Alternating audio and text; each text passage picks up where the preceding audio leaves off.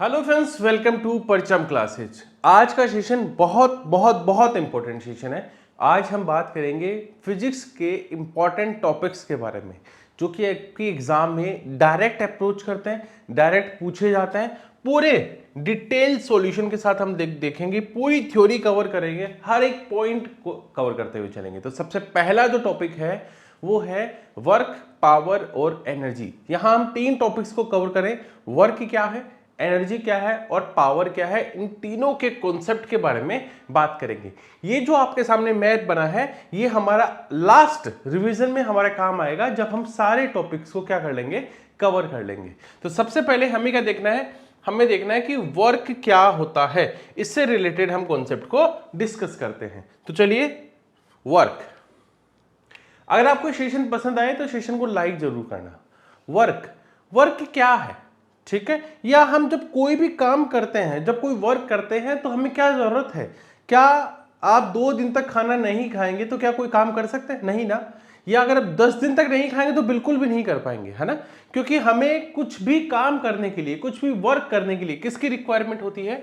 Energy की requirement होती है। तो एनर्जी क्या करती है? एनर्जी हमें काम करने को तैयार करती है। अगर एनर्जी नहीं होगी तो हम काम नहीं कर पाएंगे। तो किसी भी काम को करने के लिए क्या रिक्वायर्ड है? Energy is required for doing work. Energy is required. जैसे मैं अगर बात करूं एनिमल्स की बात करूं तो एनिमल्स क्या करते हैं?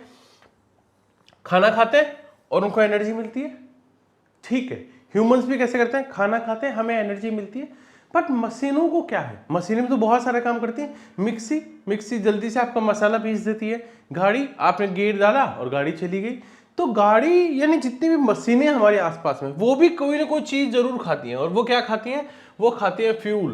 पेट्रोल हो सकता है, डीजल हो सकता है, कोई गैस हो सकती है ना। इस तरह के कोई ना कोई फ्यूल मशीन यूज करती है और फिर उसको खाकर क्या करती है? काम करती है। तो कोई भी काम करने के लिए एनर्जी की रिक्वायरमेंट है। ऐसा नहीं हो सकता कि आप कुछ करना चाहें और आपको एनर्जी की रिक्वायरमेंट ना हो। चाहे वो मशीनें हो, चाहे वो एनिमल्स हो, चाहे वो ह्यूमंस हो, कोई भी, वो क्या है, अगर कुछ करना है तो कुछ एनर्जी रिक्वायर होगी। और वो रिक्वायर्ड कहां से होगी? वो हमें फूड से होगी। वो मशीनरी के लिए फ्यूल हो सकता है।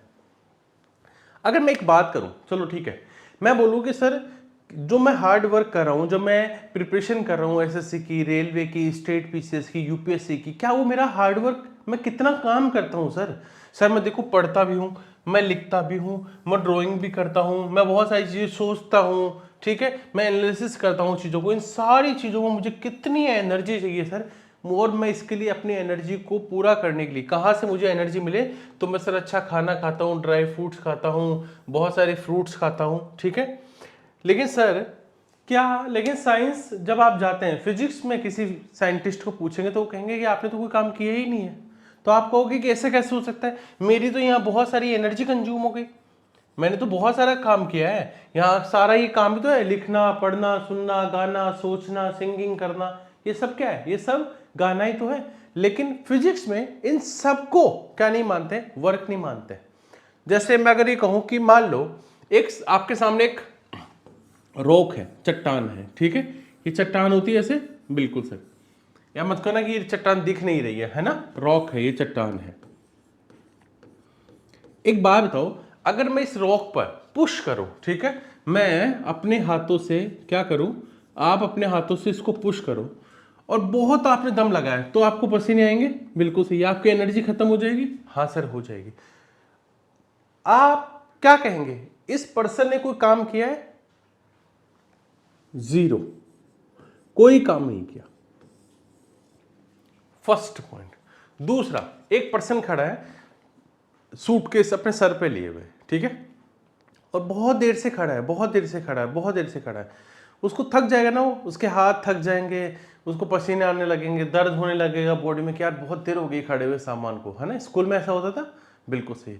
क्या उस पर्सन ने कोई काम किया है? जीरो, कोई काम नहीं किया, ठीक है। हम एक दीवार पर, एक वॉल पर पुश करते हैं, ठीक है, क्या मैंने कोई काम किया? नहीं किया। यानी इन सारी चीजों में आपने अपना फोर्स तो लगाया, मतलब है ना, दम तो लगाया, ताकत तो लगाई पूरी, एनर्जी भी खत्म हुई, लेकिन हम फिर भी इसको वर्क नहीं मानते। तो फिर वर्क क्या है? हम किसको वर्क मानेंगे, ठीक है। उसके बारे में कुछ पॉइंट्स को डिस्कस करते हैं और यहां से आपके इस लेक्चर का शुरुआत होगी। Work is set to be done, कब कहेंगे, काम किसको कहेंगे, है ना। अगर कोई ऑब्जेक्ट क्या है, रेस्ट में है, मान लो कोई ऑब्जेक्ट रेस्ट है, मान लो ये बॉक्स है ऐसा, ठीक है, ये रखा, आपने यहां पुश किया और ये यहां से यहां पहुंच गया। ध्यान रखना मैं क्या बोल रहा हूं, एक बॉक्स था, इस बॉक्स को आपने क्या किया, फोर्स लगाया और ये बॉक्स यहां से चलकर यहां पहुंच गया, तो आप कहेंगे सर ये तो वर्क है। यानी कोई रेस्ट का ऑब्जेक्ट है, अगर वो मूविंग ऑब्जेक्ट बन जाए तो हम कहेंगे क्या है, वो वर्क है।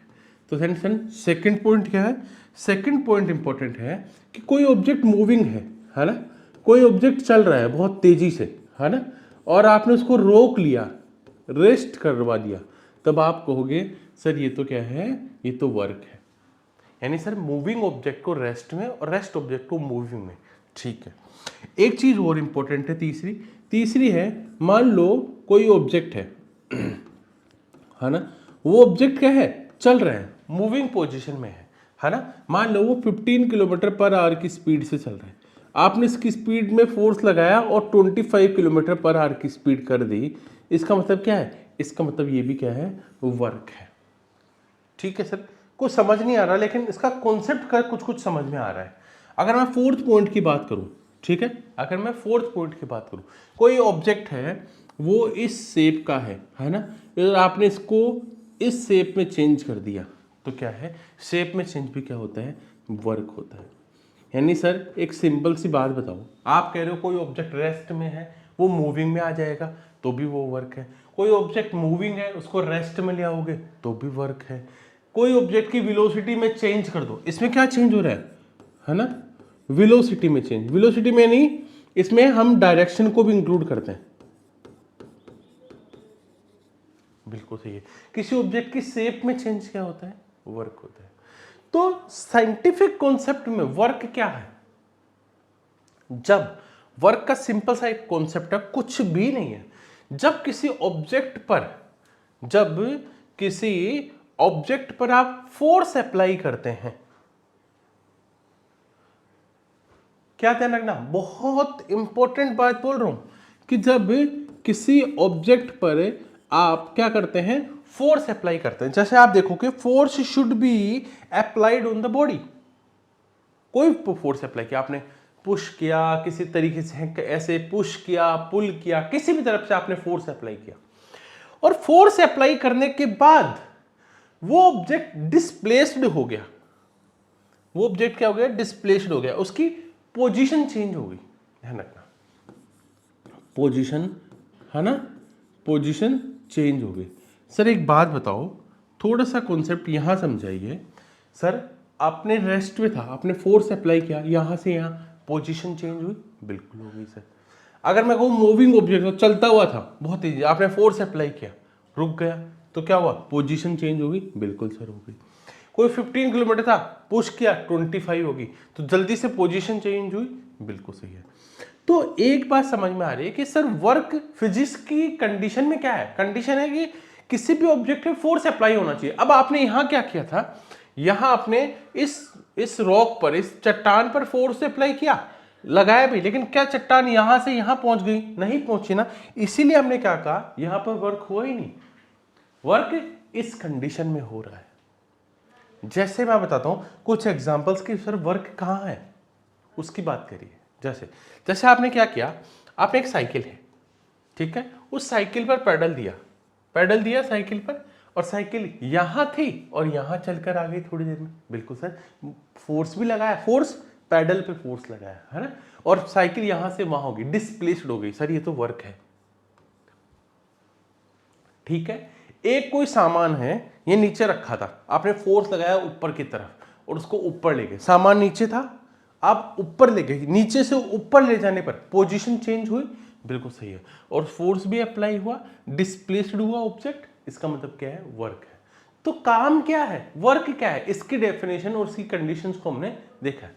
अब हम कब वर्क नहीं बोलेंगे कि ये काम नहीं है, जैसे कोई स्टेशनरी स्टेशन पर, है ना, कोई ऑब्जेक्ट है, उसको लेकर एक पर्सन खड़ा है बहुत देर से अपने सर के ऊपर, कोई कूली है वो अपने सामान को सर के ऊपर लेके खड़ा है, बस ऐसे कि भैया चलोगे, भैया कब चलें, भैया रुको अभी एक फोन कर देते हैं, चलिए भैया कब चलें। तो इस कंडीशन में क्या हुआ, इस कंडीशन में ऑब्जेक्ट की पोजीशन चेंज नहीं। मैं ये नहीं कह रहा हूं कि सामान रखकर ऊपर रखा था, मैं कह रहा हूं एक पर्सन ऊपर रखे हुए खड़ा है, ठीक है। किसी रॉक पर, किसी चट्टान पर फोर्स लगाया, उसकी पोजीशन चेंज नहीं हुई, डिस्प्लेस्ड नहीं हुआ, तो उसको हम काम नहीं बोलेंगे। चलो अब इसको थोड़ा सा न्यूमेरिकल फॉर्म की तरफ लेके जाते हैं, थोड़े से कॉन्सेप्ट को क्या करते हैं, चेंज करते हैं। अब एक बात देखिए, जब कोई वर्क डन कब होगा, जब मूविंग ए ऑब्जेक्ट, एक ऑब्जेक्ट मूव करेगा, है ना, जो जितना वो मूव करेगा इक्वल है ना to the product of the force apply and displacement. बिल्कुल सही है। वो कह रहा है कि वर्क क्या है, वर्क है जो आपने फोर्स अप्लाई किया, ठीक है भैया, आपने कोई फोर्स अप्लाई किया और उस फोर्स से जितना डिस्प्लेसमेंट हुआ, जितना डिस्प्लेसमेंट हुआ, तो वर्क क्या है, वर्क है फोर्स इनटू डिस्प्लेसमेंट। बिल्कुल सही है। यानी वर्क, यानी जितना वर्क करेंगे, जितना फोर्स लगाओगे उतना क्या होगा, डिस्प्लेस्ड होगा। डिस्प्लेस्ड को ऐसे रिप्रेजेंट करते हैं, ये है इनका इक्वेशन। कोई पूछे कि वर्क डन क्या है ना, तब आप ये बोलोगे। एक बात बोलो, वर्क है ना, कौन सी क्वांटिटी है वर्क, वर्क क्या है, वर्क एक स्केलर क्वांटिटी है।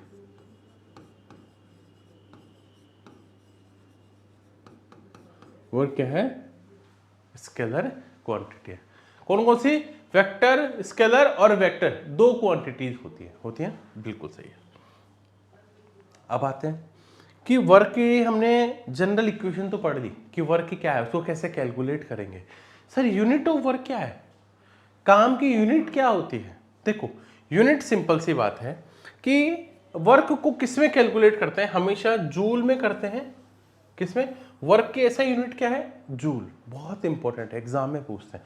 वर्क की दूसरी यूनिट क्या होती है, न्यूटन मीटर, है ना, न्यूटन मीटर। से न्यूटन मीटर कैसे आया, हमने क्या पढ़ा था, वर्क W यानी 1 जूल किसके इक्वल है ना, जूल किसके, फोर्स के। तो फोर्स की यूनिट क्या होती है, न्यूटन, तो न्यूटन। और डिस्प्लेसमेंट की यूनिट क्या होती है, मीटर, तो न्यूटन मीटर। मैंने आपको बहुत अच्छे तरीके से डिटेल्ड में आपको बताया था, ठीक है। जब एक फोर्स अप्लाई होता है, 1 न्यूटन का फोर्स अप्लाई, है ना, तो एक ऑब्जेक्ट क्या होता है, 1 मीटर डिस्प्लेस्ड हो जाता है ना। तो क्या हुआ, उसने कितना वर्क किया, तो उसने 1 जूल वर्क किया। तो वर्क की यूनिट क्या है, उसके बारे में हम बात करते हैं।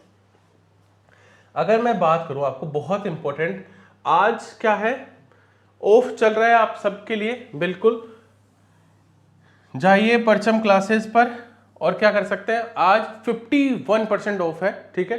फाउंडर्स बर्थडे के ऊपर ये 51 ऑफ रखा गया है। आप सभी जानते हैं कि परचम क्लासेस के फाउंडर्स हैं रीचा मैम और दिलीप सर। आज उनका बर्थडे है, इसलिए इसके ऊपर उन्होंने 51% ऑफ दिया है। कितने भी कोर्सेज, आप चाहे एनसीईआरटी का कोर्स देख लीजिए, आप चाहे यूपीपीएससी का कोर्स देख लीजिए, बीपीएससी का कोर्स देख लीजिए, एसएससी के कोर्सेज देख लीजिए, बुक्स देख लीजिए, इन सारी चीज़ों पर क्या है, आपको 51% ऑफ मिल रहा है। और ये कब से कब तक चलेगा, ये 22 जुलाई से 26 जुलाई तक चलने वाला है। तो जल्दी से जब आपको परचेज करना है, देखिए मैं एक बात मानता हूँ, मैं इसी के लिए नहीं, मैं जनरली बहुत सारी चीज़ों के लिए आपको ये कहता हूँ कि आप बहुत सारी चीज़ों में पैसा खर्च करते हैं। आपको लगता है कि आपके पास सिर्फ पढ़ाई के लिए पैसा नहीं है और सारी चीज़ों के लिए पैसा है ना। आप कुछ कभी कम कुछ कपड़े नए लाते होंगे, कुछ मोबाइल ज़्यादा अच्छा लाते होंगे, कुछ खाते होंगे। ऐसा नहीं है ना कि कोई आदमी कुछ भी नहीं करता है, बस वो सिर्फ कुछ भी नहीं कर रहा है, वो सिर्फ उसके पास कुछ भी नहीं है। अगर आप एफर्ट करोगे तो अपने ही कुछ खर्चे कम करके आप पढ़ाई से रिलेटेड चीज़ें ला सकते हैं। बुक्स लाकर पढ़िए, कोर्सेज लेकर पढ़िए। अगर आप थोड़ा सा पैसा खर्च कर दोगे और थोड़े दिन आप थोड़ा कम एंजॉय कर दोगे तो आपकी लाइफ हमेशा के लिए सुंदर हो जाएगी, है ना।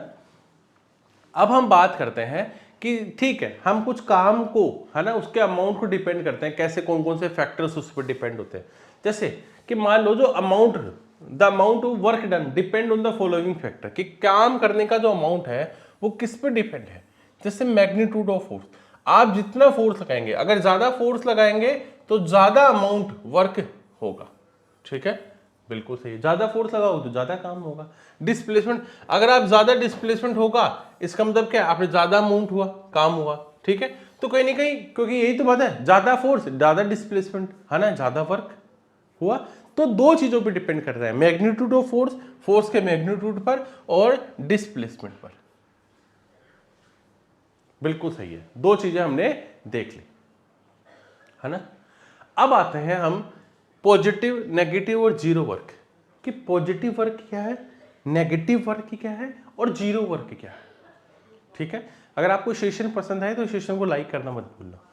Work done by a force can be positive, negative और जीरो। देखो पॉजिटिव कब है, हम करके कि कोई काम पॉजिटिव है, इसका मतलब क्या है फिजिक्स में, है ना। पॉजिटिव का मतलब क्या है, मान लो आप ये एक चाइल्ड देख रहे हैं, बच्ची देख रहे हैं, वो एक कार को, टॉय कार को क्या कर रही है, अपनी ओर तरफ क्या कर रही है, पुल कर रही है, ठीक है।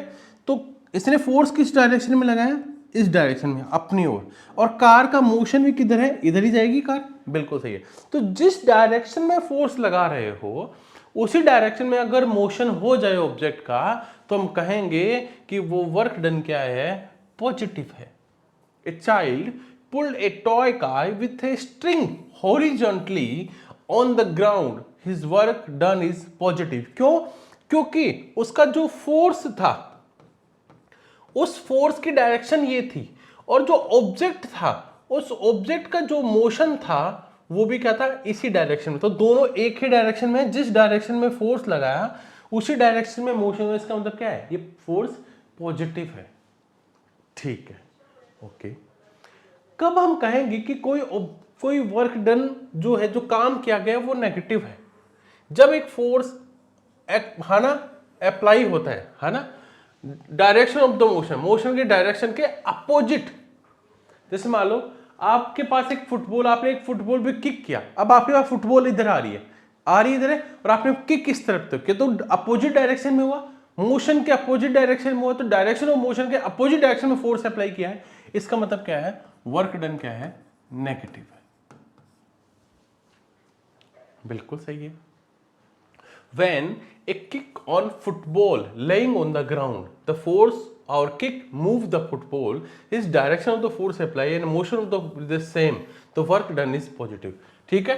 अब क्या कह रहा है कि ये बॉल यहां रखी है और आपने रखी हुई है, फिर आपने किक किया, तो इसी डायरेक्शन में दिया और इसी में फोर्स लगाया, पॉजिटिव है। लेकिन जब फुटबॉल धीरे धीरे फ्रिक्शन होते हुए आती है ना, तो फ्रिक्शन के कारण उस पर क्या है, अपोजिट डायरेक्शन में फोर्स लग रहा है। भैया फ्रिक्शन फोर्स क्या है, फ्रिक्शन, आप बॉल डाल रहे हो, थोड़ी देर बाद में बॉल जाकर रुक जाती है, फुटबॉल थोड़ी देर बाद जाके रुक जाएगी, क्यों, फ्रिक्शन फोर्स के कारण। तो फ्रिक्शन क्या है, उस मोशन के अपोजिट डायरेक्शन में है, तो इसका मतलब क्या है, वो नेगेटिव वर्क है। वर्क क्या है, नेगेटिव वर्क है, ठीक है। ये भी हमें पता लग गया, समझ गए ना, कि फोर्स किक मारा, मोशन इधर है, ये पॉजिटिव वर्क है। लेकिन अब फ्रिक्शन इस तरफ जा रहे हैं, है ना, और आपने मोशन इधर है, तो क्या है, ये नेगेटिव वर्क है। कब हम किसी काम को जीरो बोलेंगे, जब एक फोर्स है ना राइट एंगल पर हो, ठीक है। देखो कोस 90 क्या होता है, कोस 90 जीरो होता है ना। एक पर्सन है ना स्टैंडिंग पर पोजीशन पे खड़ा है अपने सर के ऊपर, है ना, तो उसकी मोशन इधर है, लेकिन एक ग्रेविटेशनल फोर्स नीचे की ओर लग रहा है ना, लग रहा है। इसके कारण जो एंगल बन रहा है वो क्या है, 90 है, और ये 90 के कारण क्या है, वर्क जो है किया गया काम क्या होता है, जीरो होता है। जैसे मून है, वो अर्थ का राउंड क्या हो, सर्कुलर पाथ पे चक्कर निकालता रहता है, मून चक्कर निकालते रहता है, बिल्कुल सही है। तो फोर्स ऑफ ग्रेविटेशन, जो उस पे ग्रेविटेशनल फोर्स है मून का, वो राइट एंगल पे लग रहा है direction of the motion, motion के डायरेक्शन के। मोशन ऐसे लग रही है ना, लेकिन डायरेक्शन जो ग्रेविटेशनल फोर्स क्या है, इस तरफ लग रहा है, तो उसके क्या राइट एंगल में है, यानी किया गया काम क्या होगा, जीरो होगा। किया गया काम क्या, देखो मोशन इस तरफ है ना, इस तरफ चल रहा है, देखो ये अर्थ है, अर्थ के चारों ओर मून चल रहा है, तो ये सैटेलाइट चल रहा है, तो इसकी डायरेक्शन, मोशन की डायरेक्शन ऐसे है, बिल्कुल सही है। और फोर्स इधर लग रहा है, तो ये जो एंगल बन रहा है वो 90, और कोस 90 कितना होता है, जीरो होता है सर, इसलिए किया गया काम क्या है, जीरो है, चलो एक न्यूमेरिकल पढ़ते हैं, बहुत अच्छा न्यूमेरिकल है कि एक कूली है, मान लो एक जो कूली होते हैं रेलवे स्टेशन पे, बिल्कुल वो कूली क्या कर रहा है, वो कूली एक बैग है जो 15 केजी का है, कितने केजी का, 15 केजी का है, ठीक है, और वो ग्राउंड से उठाता है और उसको अपने सर पे रख लेता है। तो सर एक बात तो है, और ग्राउंड से सर पे रखेगा तो कितनी दूरी कवर की उसने, 1.5। ध्यान रखना मैं क्या बोल रहा हूं, उसने नीचे से सामान ऊपर उठाया है, इसका मतलब है कि कोई ना कोई काम जरूर हुआ है, कोई ना कोई काम जरूर हुआ है, उस काम को निकालना है। अगर वो ये कहता है कि सर के ऊपर लेके खड़ा है तो हम कहते हैं इसका तो कुछ काम ही नहीं है, ठीक है।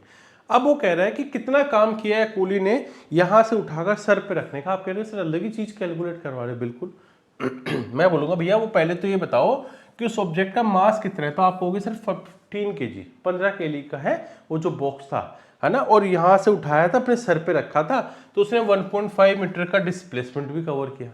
तो काम क्या है, वर्क होता है फोर्स इंटू डिस्प्लेसमेंट। फोर्स कितना है, फोर्स क्या है, सोचो फोर्स क्या लग रहा है, कोई ऑब्जेक्ट अर्थ पे रखा है, अर्थ पर, तो इस पे एक तो mg फोर्स क्या है, वेट, वेट ही क्या होता है, एक तरह का फोर्स होता है, वजन भी तो एक तरह का फोर्स है जो कहां लगता है, नीचे की ओर लगता है।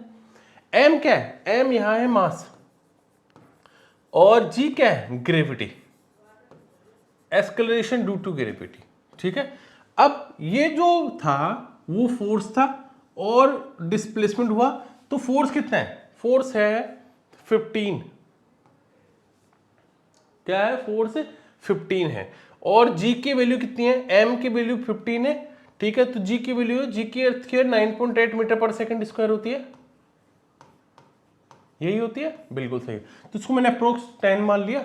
आपने कहा सर डिस्प्लेसमेंट बताओ, जो डिस्प्लेसमेंट 1.5 मीटर है तो 22.5, है ना, क्या बोल सकते हैं इसको, न्यूटन मीटर बोलेंगे या 225 जूल भी बोल सकते हैं। बोलो काम हुआ, परफेक्टली काम हुआ, बताओ जल्दी से, सही है ना, परफेक्टली जा रहे हैं, बिल्कुल सर सही कैलकुलेट कर रहे हैं, किया गया वर्क क्या होगा हमें पता लग गया। तो वर्क डन क्या है, इसके बारे में हमने क्या देखा, हमने सबसे पहले ही देखा हमने देखा कि वर्क क्या है, क्यों वर्क के साथ एनर्जी का क्या रिलेशन है ना। उसके बाद देखना कुछ एग्जांपल्स कि हम वर्क किसको वर्क मानते हैं किसको नहीं मानते हैं, इसके बारे में बात की।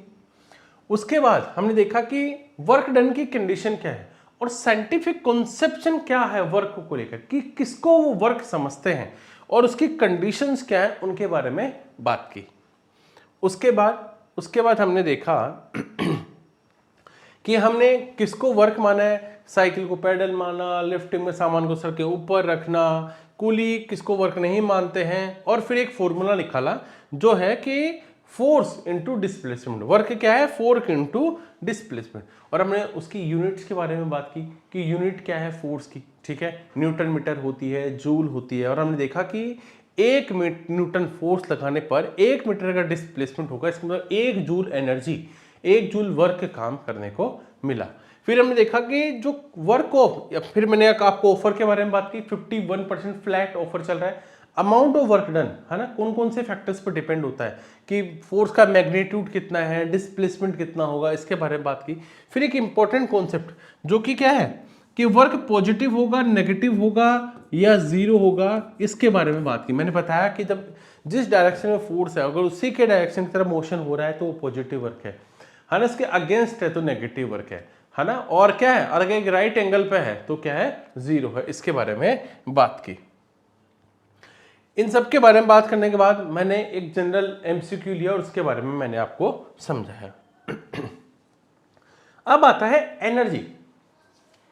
एनर्जी मेन फॉर्म क्या है एनर्जी की, जैसे कि वो काइनेटिक एनर्जी है, पोटेंशियल एनर्जी है, हीट एनर्जी है ना, कौन सी एनर्जी। तो एनर्जी जब भी दिमाग में आता है ना, आपको क्या लगता है जब हम एनर्जी की बात करते हो तो हमारे दिमाग में कौन आता होगा, सन। कौन आता है, सन। सन क्या है, सन बिगेस्ट एनिमी है, ठीक है, सन क्या है, बिगेस्ट एनिमी है ना, सोर्स है, दुश्मन नहीं है, सबसे बड़ा बिगेस्ट सोर्स है।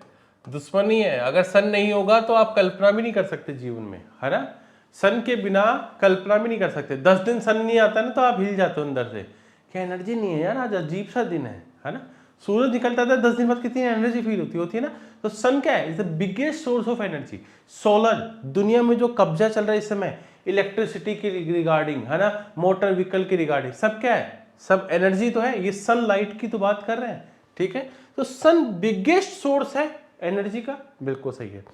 और मोस्ट ऑफ द एनर्जी जो है ना, वो हम सन से डिराइव करते हैं। सोलर सिस्टम की बात करें हम, है ना, वहां से हम सारी एनर्जी सन से ही लेते हैं। सोलर सनलाइट आती है, सोलर कैच करता है, बैटरी में स्टोर करता है और उसको यूज करते हैं। डिफरेंट डिफरेंट वेज में हम सन को, उसके एनर्जी को यूज करते रहते हैं। और जो एनर्जी है ना, कुछ एनर्जी हमें एटम के न्यूक्लियस से मिलती है, सन के टाइड से मिलती है, ठीक है। तो एनर्जी के बहुत सारे सोर्सेज है, लेकिन एनर्जी है क्या। अगर एक बात बोलूं मैं आपको, कैपेसिटी ऑफ डूइंग वर्क, कि कितना काम करने की क्या कैपेसिटी, जितनी एनर्जी होगी उतना काम होगा। सही कह रहा हूं ना, कितनी एनर्जी है इसका मतलब उसकी कैपेसिटी है कितनी काम करने की, कैपेसिटी ऑफ डूइंग वर्क, है ना। सही कह रहा हूं ना, जितनी एनर्जी होगी उतना ही तो काम कर पाएगा, उसकी उतनी तो कैपेसिटी होगी। तो बिल्कुल अच्छी डेफिनेशन है। अगर मैं बात करूं, अगर मैं डेफिनेशन की बात करता हूं तो बहुत बहुत बहुत इंपॉर्टेंट है ना, बिल्कुल सही है। एक बात बताओ मुझे कि कितने अमाउंट ऑफ एनर्जी, है ना, पजेस होगी एक बॉडी के द्वारा जो इक्वल है अमाउंट ऑफ वर्क के, ठीक है, इट कैन डू, यानी जितनी एनर्जी होगी उतना ही काम होगा, है ना। इसका मतलब हम ये कह सकते हैं कि जैसे जैसे काम करते जाएंगे एनर्जी खत्म होती जाएगी, है ना। और which work is done by gain energy, तो हम वर्किंग बॉडी लूज एनर्जी, यानी मान लो आपने एक, ये सोचोगे कि ये कैसे बात कर रहे हो, ये एक ऑब्जेक्ट है, इसको आप पुश कर रहे हो, आपने अपनी एनर्जी इस पे लगा दी और ये यहां से आपकी एनर्जी कहां चली गई, इसमें चली गई, है ना। तो अब मान लो आप ये मान लो 80 kg का है, ऐसा थोड़ी इसको पूरी जिंदगी बिना कुछ खाए चलाते रहोगे। आपने मान लो अच्छे से घर भर पेट खाना खा रखा है, आपके अंदर ताकत है, आपने इसको यहां से यहां ले आए ना, है ना। क्या कर सकते हो आप, यहां से यहां ले आए, ठीक है भैया, ये लो। तो आपकी एनर्जी खत्म होती जा रही है और ये यहां से लेकर यहां तक चलता जा रहा है, तो इसकी आपकी एनर्जी खत्म हो रही है और इसके पास एनर्जी आ रही है। नहीं, एक एनर्जी को गेन करता है ना, एक एनर्जी को लॉस करता है ना। यही तो है कि जितनी एनर्जी को उतना ही काम कर पाओगे, वही आपकी कैपेसिटी है ना। तो एक ऑब्जेक्ट क्या करता है, एनर्जी को लॉस करता है, और एक ऑब्जेक्ट क्या करता है, एनर्जी को गेन करता है। ऐसा तो होता है, तभी तो हम कहेंगे किया गया काम क्या है। एनर्जी एक स्केलर क्वांटिटी है। अगर मैं, है ना, अगर मैं बात करूं एनर्जी की, तो एनर्जी एक स्केलर क्वांटिटी, स्केलर के मतलब हम एनर्जी की जब भी बात करते हैं, हम ये बात करते हैं क्या, डायरेक्शन की। हम कहते हैं इतनी किलो जूल एनर्जी, लेकिन ऐसे नहीं बोलते ना, नॉर्थ ईस्ट साउथ वेस्ट, कहीं डायरेक्शन की बात करते हैं क्या एनर्जी में, नहीं करते ना। इसका मतलब एनर्जी क्या है, एक स्केलर क्वांटिटी। स्केलर क्वांटिटी हम क्या करते हैं, हम स्केलर क्वांटिटी में सिर्फ मैग्नीट्यूड की बात करते हैं, कोई वैल्यू होती है भाई इतना 1000 जूल, हम कोई डायरेक्शन की बात नहीं करते। अब बात करते हैं, हमने भैया यूनिट की बात करते हैं, हमने वर्क की यूनिट देखी थी, न्यूटन मीटर देखा था हमने, ठीक है, जूल देखा था। तो ऐसा यूनिट ऑफ एनर्जी की ऐसा यूनिट भी जूल होती है कि कैसे, क्या बात कर रहे हो, हाँ जूल होती है। लेकिन कोई पूछे इसकी बिगर यूनिट कौन सी है, तो किलो जूल है। किलो जूल क्या है, एनर्जी की बड़ी यूनिट है। लेकिन अगर पूछे कि यूनिट क्या है, जूल है, ठीक है। यानी सर 1 किलो जूल 1000 जूल के बराबर होता है, सिर्फ इतना याद रखना। ये बड़ी यूनिट है, यूनिट नहीं है, यूनिट तो सिर्फ जूल है। अब देखो, अगर आपको 1 जूल एनर्जी मिल जाए, तो आप 1 जूल एनर्जी मिल जाए तो आप 1 जूल वर्क कर दोगे, जितनी एनर्जी होगी उतना ही काम कर पाओगे, तो कोई दिक्कत ही नहीं है इसमें। तो सिंपल सी फॉर्म है, सिंपल सा तरीका है, ठीक है भैया। फॉर्म ऑफ एनर्जी क्या है, एनर्जी की मेन फॉर्म क्या है, एक है काइनेटिक एनर्जी, दूसरी है पोटेंशियल एनर्जी, तीसरी है हीट एनर्जी, चौथी है chemical energy, electrical energy, light energy, sound energy, nuclear energy. ठीक है, ये सारी क्या है, अलग अलग फॉर्म है एनर्जी की, कि भाई ये काइनेटिक एनर्जी है, न्यूक्लियर एनर्जी है, पोटेंशियल एनर्जी, हीट एनर्जी है। आज के सेशन में हम दो एनर्जियों के बारे में बात करेंगे, जिसमें काइनेटिक एनर्जी और पोटेंशियल एनर्जी। एक बात और बोल देता हूँ कि काइनेटिक एनर्जी और पोटेंशियल एनर्जी को ऐड कर दो, दोनों को टोटल कर दो, तो मैकेनिकल एनर्जी बन जाएगी। मैकेनिकल एनर्जी क्या होती है, मैकेनिकल एनर्जी होती है काइनेटिक एनर्जी प्लस से पोटेंशियल एनर्जी। बिल्कुल, ये बहुत इंपॉर्टेंट लाइन है, इससे बहुत सारे एमसीक्यू भी बनते हैं, ध्यान रखना। इससे क्या होता है, बहुत सारे एमसीक्यू एग्जाम में बनते हैं। ठीक है भैया, समझ में आ गया। इससे रिलेटेड भी बहुत सारे क्वेश्चन बनते हैं। सर एक बात बताओ, पहले मैकेनिकल एनर्जी की बात कर लो कि मैकेनिकल एनर्जी क्या है। Mechanical energy possessed by a body, ठीक है, on account of its motion और position is called mechanical energy. Kinetic energy की बात करते हैं। देखो काइनेटिक एनर्जी का क्या है, काइनेटिक एनर्जी वो एनर्जी जो किसी भी ऑब्जेक्ट के मोशन के कारण होती है। ठीक है, the energy of body due to its motion. मान लो मोशन यानी ये कोई रिवर है, उसका पानी फ्लो कर रहा है रिवर का, तो रिवर फ्लो कर रही है। अब पानी फ्लो कर रहा है ना, तो पानी में क्या है, मोशन है। इसका मतलब उस पानी में क्या है, उस रिवर में काइनेटिक एनर्जी है। सुनना आप अच्छे से, बहुत अच्छे से। एक क्रिकेट बॉल है, आपने उसको हिट किया, हिट करने में क्रिकेट बॉल चली गई दूर तक, क्रिकेट बॉल में मोशन है, यानी उस बॉल में क्या है, उस बॉल में काइनेटिक एनर्जी, क्योंकि वो मोशन में है। ठीक है, आपने एक बुलेट फायर की, मूविंग बुलेट, ठा गोली यहां से लेकर उस पर्सन के सर पे जाकर लगी, हार्ट पे जाकर लगी, या नहीं लगी, सीधी निकल गई, तो वो बुलेट क्या है, वो बुलेट है काइनेटिक एनर्जी में, क्योंकि वो मोशन में है ना, किसी भी ऑब्जेक्ट के मोशन के कारण है। ठीक है, विंड, हवा चल रही है और ये हवा मोशन में है। ठीक है, इसका मतलब इस हवा में क्या है, इस एयर में क्या है, इस एयर में काइनेटिक एनर्जी है।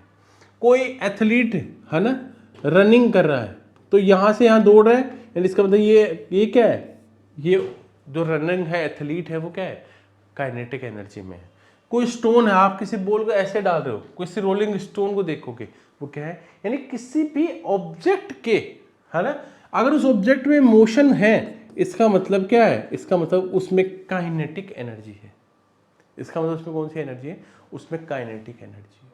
तो काइनेटिक एनर्जी क्या होती है, किसी भी ऑब्जेक्ट के मोशन के कारण होती है। ठीक है, बिल्कुल सही है। किसी बॉल, मूविंग बॉल ने हिट किया, तो स्टंप पर क्या हो गया, स्टंप यहां से यहां गया, तो ये जो ऑब्जेक्ट है, मूविंग ऑब्जेक्ट है, इसे हिट किया, इसका मतलब क्या है, इसका मतलब काइनेटिक एनर्जी है। और काइनेटिक एनर्जी क्या है, काइनेटिक एनर्जी क्या होती है, बहुत इंपॉर्टेंट लाइन है।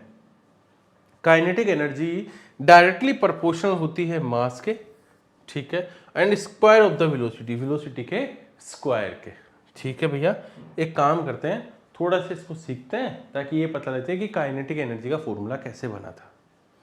ठीक है भैया, अब एक काम करते हैं, हम मान लेते हैं कोई ऑब्जेक्ट है, उसका मास है, ठीक है, और उस मास को हम कैसे लिखते हैं, एम से लिखते हैं। बिल्कुल सही है। कोई ऑब्जेक्ट है, उसकी वेलोसिटी है, वेलोसिटी है ना, वेलोसिटी यूनिफॉर्म वेलोसिटी है, इसको मतलब यू से रिप्रेजेंट करते हैं। ठीक है, और उसने कोई डिस्टेंस की बात करें, तो डिस्टेंस यानी एस, और फोर्स यानी एफ। अब देखो, अगर ये वेलोसिटी है इनिशियल, अगर इसकी वेलोसिटी में चेंज होगा, इसका मतलब क्या हो जाएगा, v बन जाएगी। ये इनिशियल वेलोसिटी है, फाइनल वेलोसिटी है। ठीक है, चलो चलो भैया, आप काम करते हैं। अब वो कह रहा है कि बताओ एक्सेलरेशन क्या होगा, है ना, एक्सेलरेशन। अब इतना समझना, आपने क्या पढ़ा था, यहां से आपको समझ में आने लगेगा। आपने क्या पढ़ा था, वर्क, वर्क क्या है, F इंटू एस। सही कह रहा हूं, पहला इक्वेशन हमने सर यही पढ़ी थी अब तक, तो मैं इतना ही जानता हूं सिर्फ। ठीक है भैया, F, फोर्स क्या होता है बताओ, फोर्स के बारे में पढ़ा है ना, फोर्स क्या है, एम ए होता है फोर्स, लो है ना, फोर्स न्यूटन के लो पढ़े होंगे, बिल्कुल सर पढ़े। तो F_ma, ठीक है। हम न्यूटन जो third equation of motion, equation की थर्ड इक्वेशन मोशन, उसमें इन सब के रिलेशन को रिप्रेजेंट करते हैं, ठीक है। ठीक है भैया, v² माइनस u², ध्यान रखना ये आपके एग्जाम में नहीं आता है, एग्जाम में नहीं आता, बस तरीका है कि थर्ड लॉ ऑफ मोशन की बात करते हैं। थर्ड लॉ ऑफ मोशन, कहां से फॉर्मूला लिया। अब क्या करेंगे, हम इस पे पुट करते हैं वैल्यू को, ठीक है। हमें एस चाहिए, बिल्कुल सही है, एस यानी डिस्प्लेसमेंट कितना था, है ना, v² minus u² upon 2a, बिल्कुल सही है। तो ये क्या आ गया, थर्ड इक्वेशन आ गई, फर्स्ट सेकंड और थर्ड। तो भैया तो क्या करना है सर, कुछ भी नहीं करना, हमें इस फॉर्मूले में इसकी जगह ये पुट करना है और इस s की वैल्यू की जगह ये वाला पुट करना है, ठीक है। और हमने पुट किया ये वाला, वर्क क्या है, वर्क है ma into v² minus u² upon 2a, ठीक है। a से a कट गया, अगर मैं इक्वेशन निकाल कर सोल्व करूं तो 1/2 है ना mv², यही आपका आखिरी फॉर्मूला है। कोई पूछे कि काइनेटिक एनर्जी का फॉर्मूला बताओ तो 1/2 mv², मास के डायरेक्टली प्रोपोर्शनल है ना, और वेलोसिटी के इनवर्सली प्रोपोर्शनल है, स्क्वायर ऑफ द वेलोसिटी, है ना, सॉरी। तो क्या है, काइनेटिक एनर्जी, एनर्जी है काइनेटिक, तो 1/2 mv², बस कुछ भी नहीं था। यहाँ पे यही फॉर्मूला लिखा था, यहाँ क्या लिखा था, वो अपने मास के, तो मास के तो डायरेक्टली प्रोपोर्शनल है ना, प्रोपोर्शनल है, and square of the velocity, और वेलोसिटी की स्क्वायर है, तो यही तो हमने पढ़ा है, यही तो हमने पढ़ा है, हाँ सर यही पढ़ा है। सर एक बात बताओ, हमने काइनेटिक एनर्जी पढ़ लिया कि भाई वो मोशन के कारण होती है, लेकिन सर पोटेंशियल एनर्जी क्या होती है। देखो पोटेंशियल एनर्जी को ऐसे समझिए कि कोई ऑब्जेक्ट है ना, कोई बॉडी है, उस बॉडी की पोजीशन में कोई चेंज आ जाए या उसकी शेप में कोई चेंज आ जाए, इस वजह से जो एनर्जी आएगी वो पोटेंशियल एनर्जी। सर पोजीशन में चेंज और शेप में चेंज, ये क्या मतलब है ना। देखो एक बात बताओ, आप एक बताओ, आपने बचपन में बहुत खेली होगी, है ना, रामायण के रोल में आपने बहुत बचपन में आपने खेली होगी, बिल्कुल खेली होगी, और वैसे भी जनरली बहुत खेलते हैं हम लोग, है ना। तो बचपन में जब खेलते हैं तो हमने क्या किया, इस एरो को हमने पीछे की ओर किया, है ना। तो अब अगर ये पीछे नहीं करे होते तो ये कितनी दूर जाती, ये चाहती भी नहीं सर, यहीं की यहीं गिर जाती ना, लेकिन आपने क्या किया, इसको पीछे किया, है ना, तो इसकी पोजिशन में चेंज कर दिया, पोजीशन में चेंज कर दिया ना इसकी, है ना। तो पोजीशन चेंज करने, अब इसमें कोई ना कोई, अब आपको क्या लगता है, ये यहां अगर यहां से छोड़ दें तो ये कम से कम यहां तक जाएगी ना, क्यों, क्योंकि इसमें आपने पोटेंशियल डाल दिया, क्या कर दिया, पोटेंशियल डाल दिया, और यही पोजीशन क्या है, पोजीशन के चेंज के कारण, शेप के चेंज के कारण इसमें पोटेंशियल एनर्जी आ गई।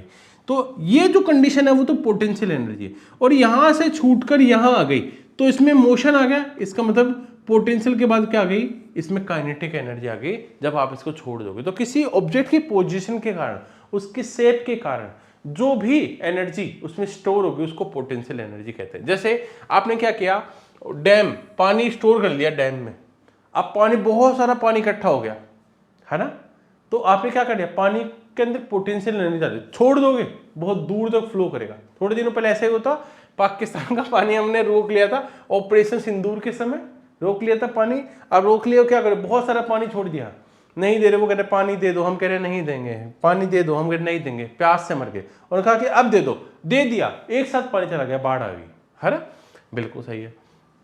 अगर किसी टॉय कार को देखा होगा, वहां स्प्रिंग में हम कर दे, बिल्कुल, और जितनी स्प्रिंग करते हो उतनी दूर तक गाड़ी चलती है, वो बचपन में देखा है, ठीक है।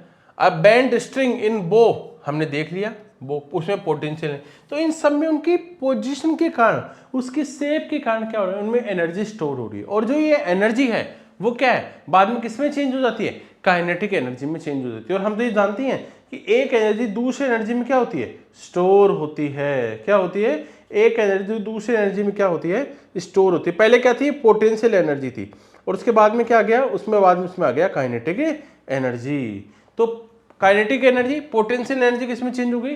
काइनेटिक एनर्जी में चेंज हो गई। ठीक है भैया, अब एक बात देखते हैं, कुछ इसके फॉर्मूला की तरफ चलते हैं। देखो पोटेंशियल एनर्जी को कौन कौन से फैक्टर इफेक्ट करते हैं? जैसे मास है ना, पोटेंशियल एनर्जी मास के डायरेक्टली प्रोपोर्शनल होता है, ठीक है, और जितना ज्यादा मास होगा बॉडी का, है ना, उसमें उतनी ही ज्यादा पोटेंशियल एनर्जी होगी। ठीक है भैया, समझ में आ गया। Height above the ground, potential energy height के भी डायरेक्टली प्रोपोर्शनल होता है। जितनी ज्यादा हाइट होगी, है ना, उतना ही ज्यादा उसमें पोटेंशियल एनर्जी होगी। बिल्कुल सही बात कह रहे हैं। अगर चेंज शेप पे डिपेंड करता है, जितनी ज्यादा स्ट्रेचिंग होगी, है ना, उतना ही ज्यादा क्या होगा, उतनी ही ज्यादा उसमें पोटेंशियल एनर्जी होगी। सर समझ में आ रहा है? कुछ कुछ चीजें एकदम क्लियर है ना। फिर एक बात बता दो, थोड़ा सा इसको थोड़ा क्लियर कर दो कि इस वाले फॉर्मूले को अप्लाई कैसे करें। देखो हमने क्या पढ़ा था, वर्क डन। वर्क डन क्या है? F into S, force into displacement. बिल्कुल सर यही पढ़ रहा था। और सर F फोर्स क्या है?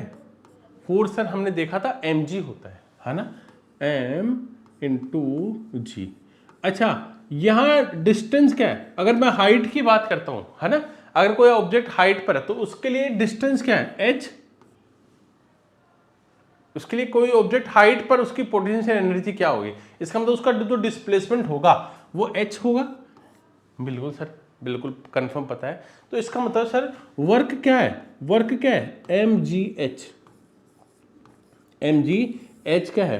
टोटल वर्क है ना, बिल्कुल सही। तो पोटेंशियल एनर्जी सर पता लगी, पोटेंशियल एनर्जी कैसे निकालते हैं? पोटेंशियल एनर्जी हमें पता लगी। तो एनर्जी, पोटेंशियल एनर्जी क्या है? mgh। mgh, ठीक है। एक बात तो डिपेंड है, तो इसको एक थोड़ा कैलकुलेशन में करते हैं ताकि और क्लियर हो जाएगा। हम क्या करते हैं, एक ऑब्जेक्ट लेते हैं 10 kg का, ठीक है, उसको क्या करते हैं, उस ऑब्जेक्ट को उठाते हैं कितनी हाइट से? 6 मीटर की हाइट पे ले जाते हैं, यहां जाके रख लेते हैं, ठीक है। तो बताओ उसमें कितनी पोटेंशियल एनर्जी होगी? तो पोटेंशियल एनर्जी क्या है फॉर्मूला? mgh। तो m क्या है? 10 kg। g हमें पता है कि 10 होता है g मीटर पर सेकंड स्क्वायर। g की वैल्यू हमें फिक्स पता है, ग्रेविटी की वैल्यू, और h हमें पता है 6। तो क्या होगा? 10 इंटू 10 इंटू 6, 600 जूल होगी टोटल पोटेंशियल एनर्जी। 600 जूल बोलेंगे, ठीक है।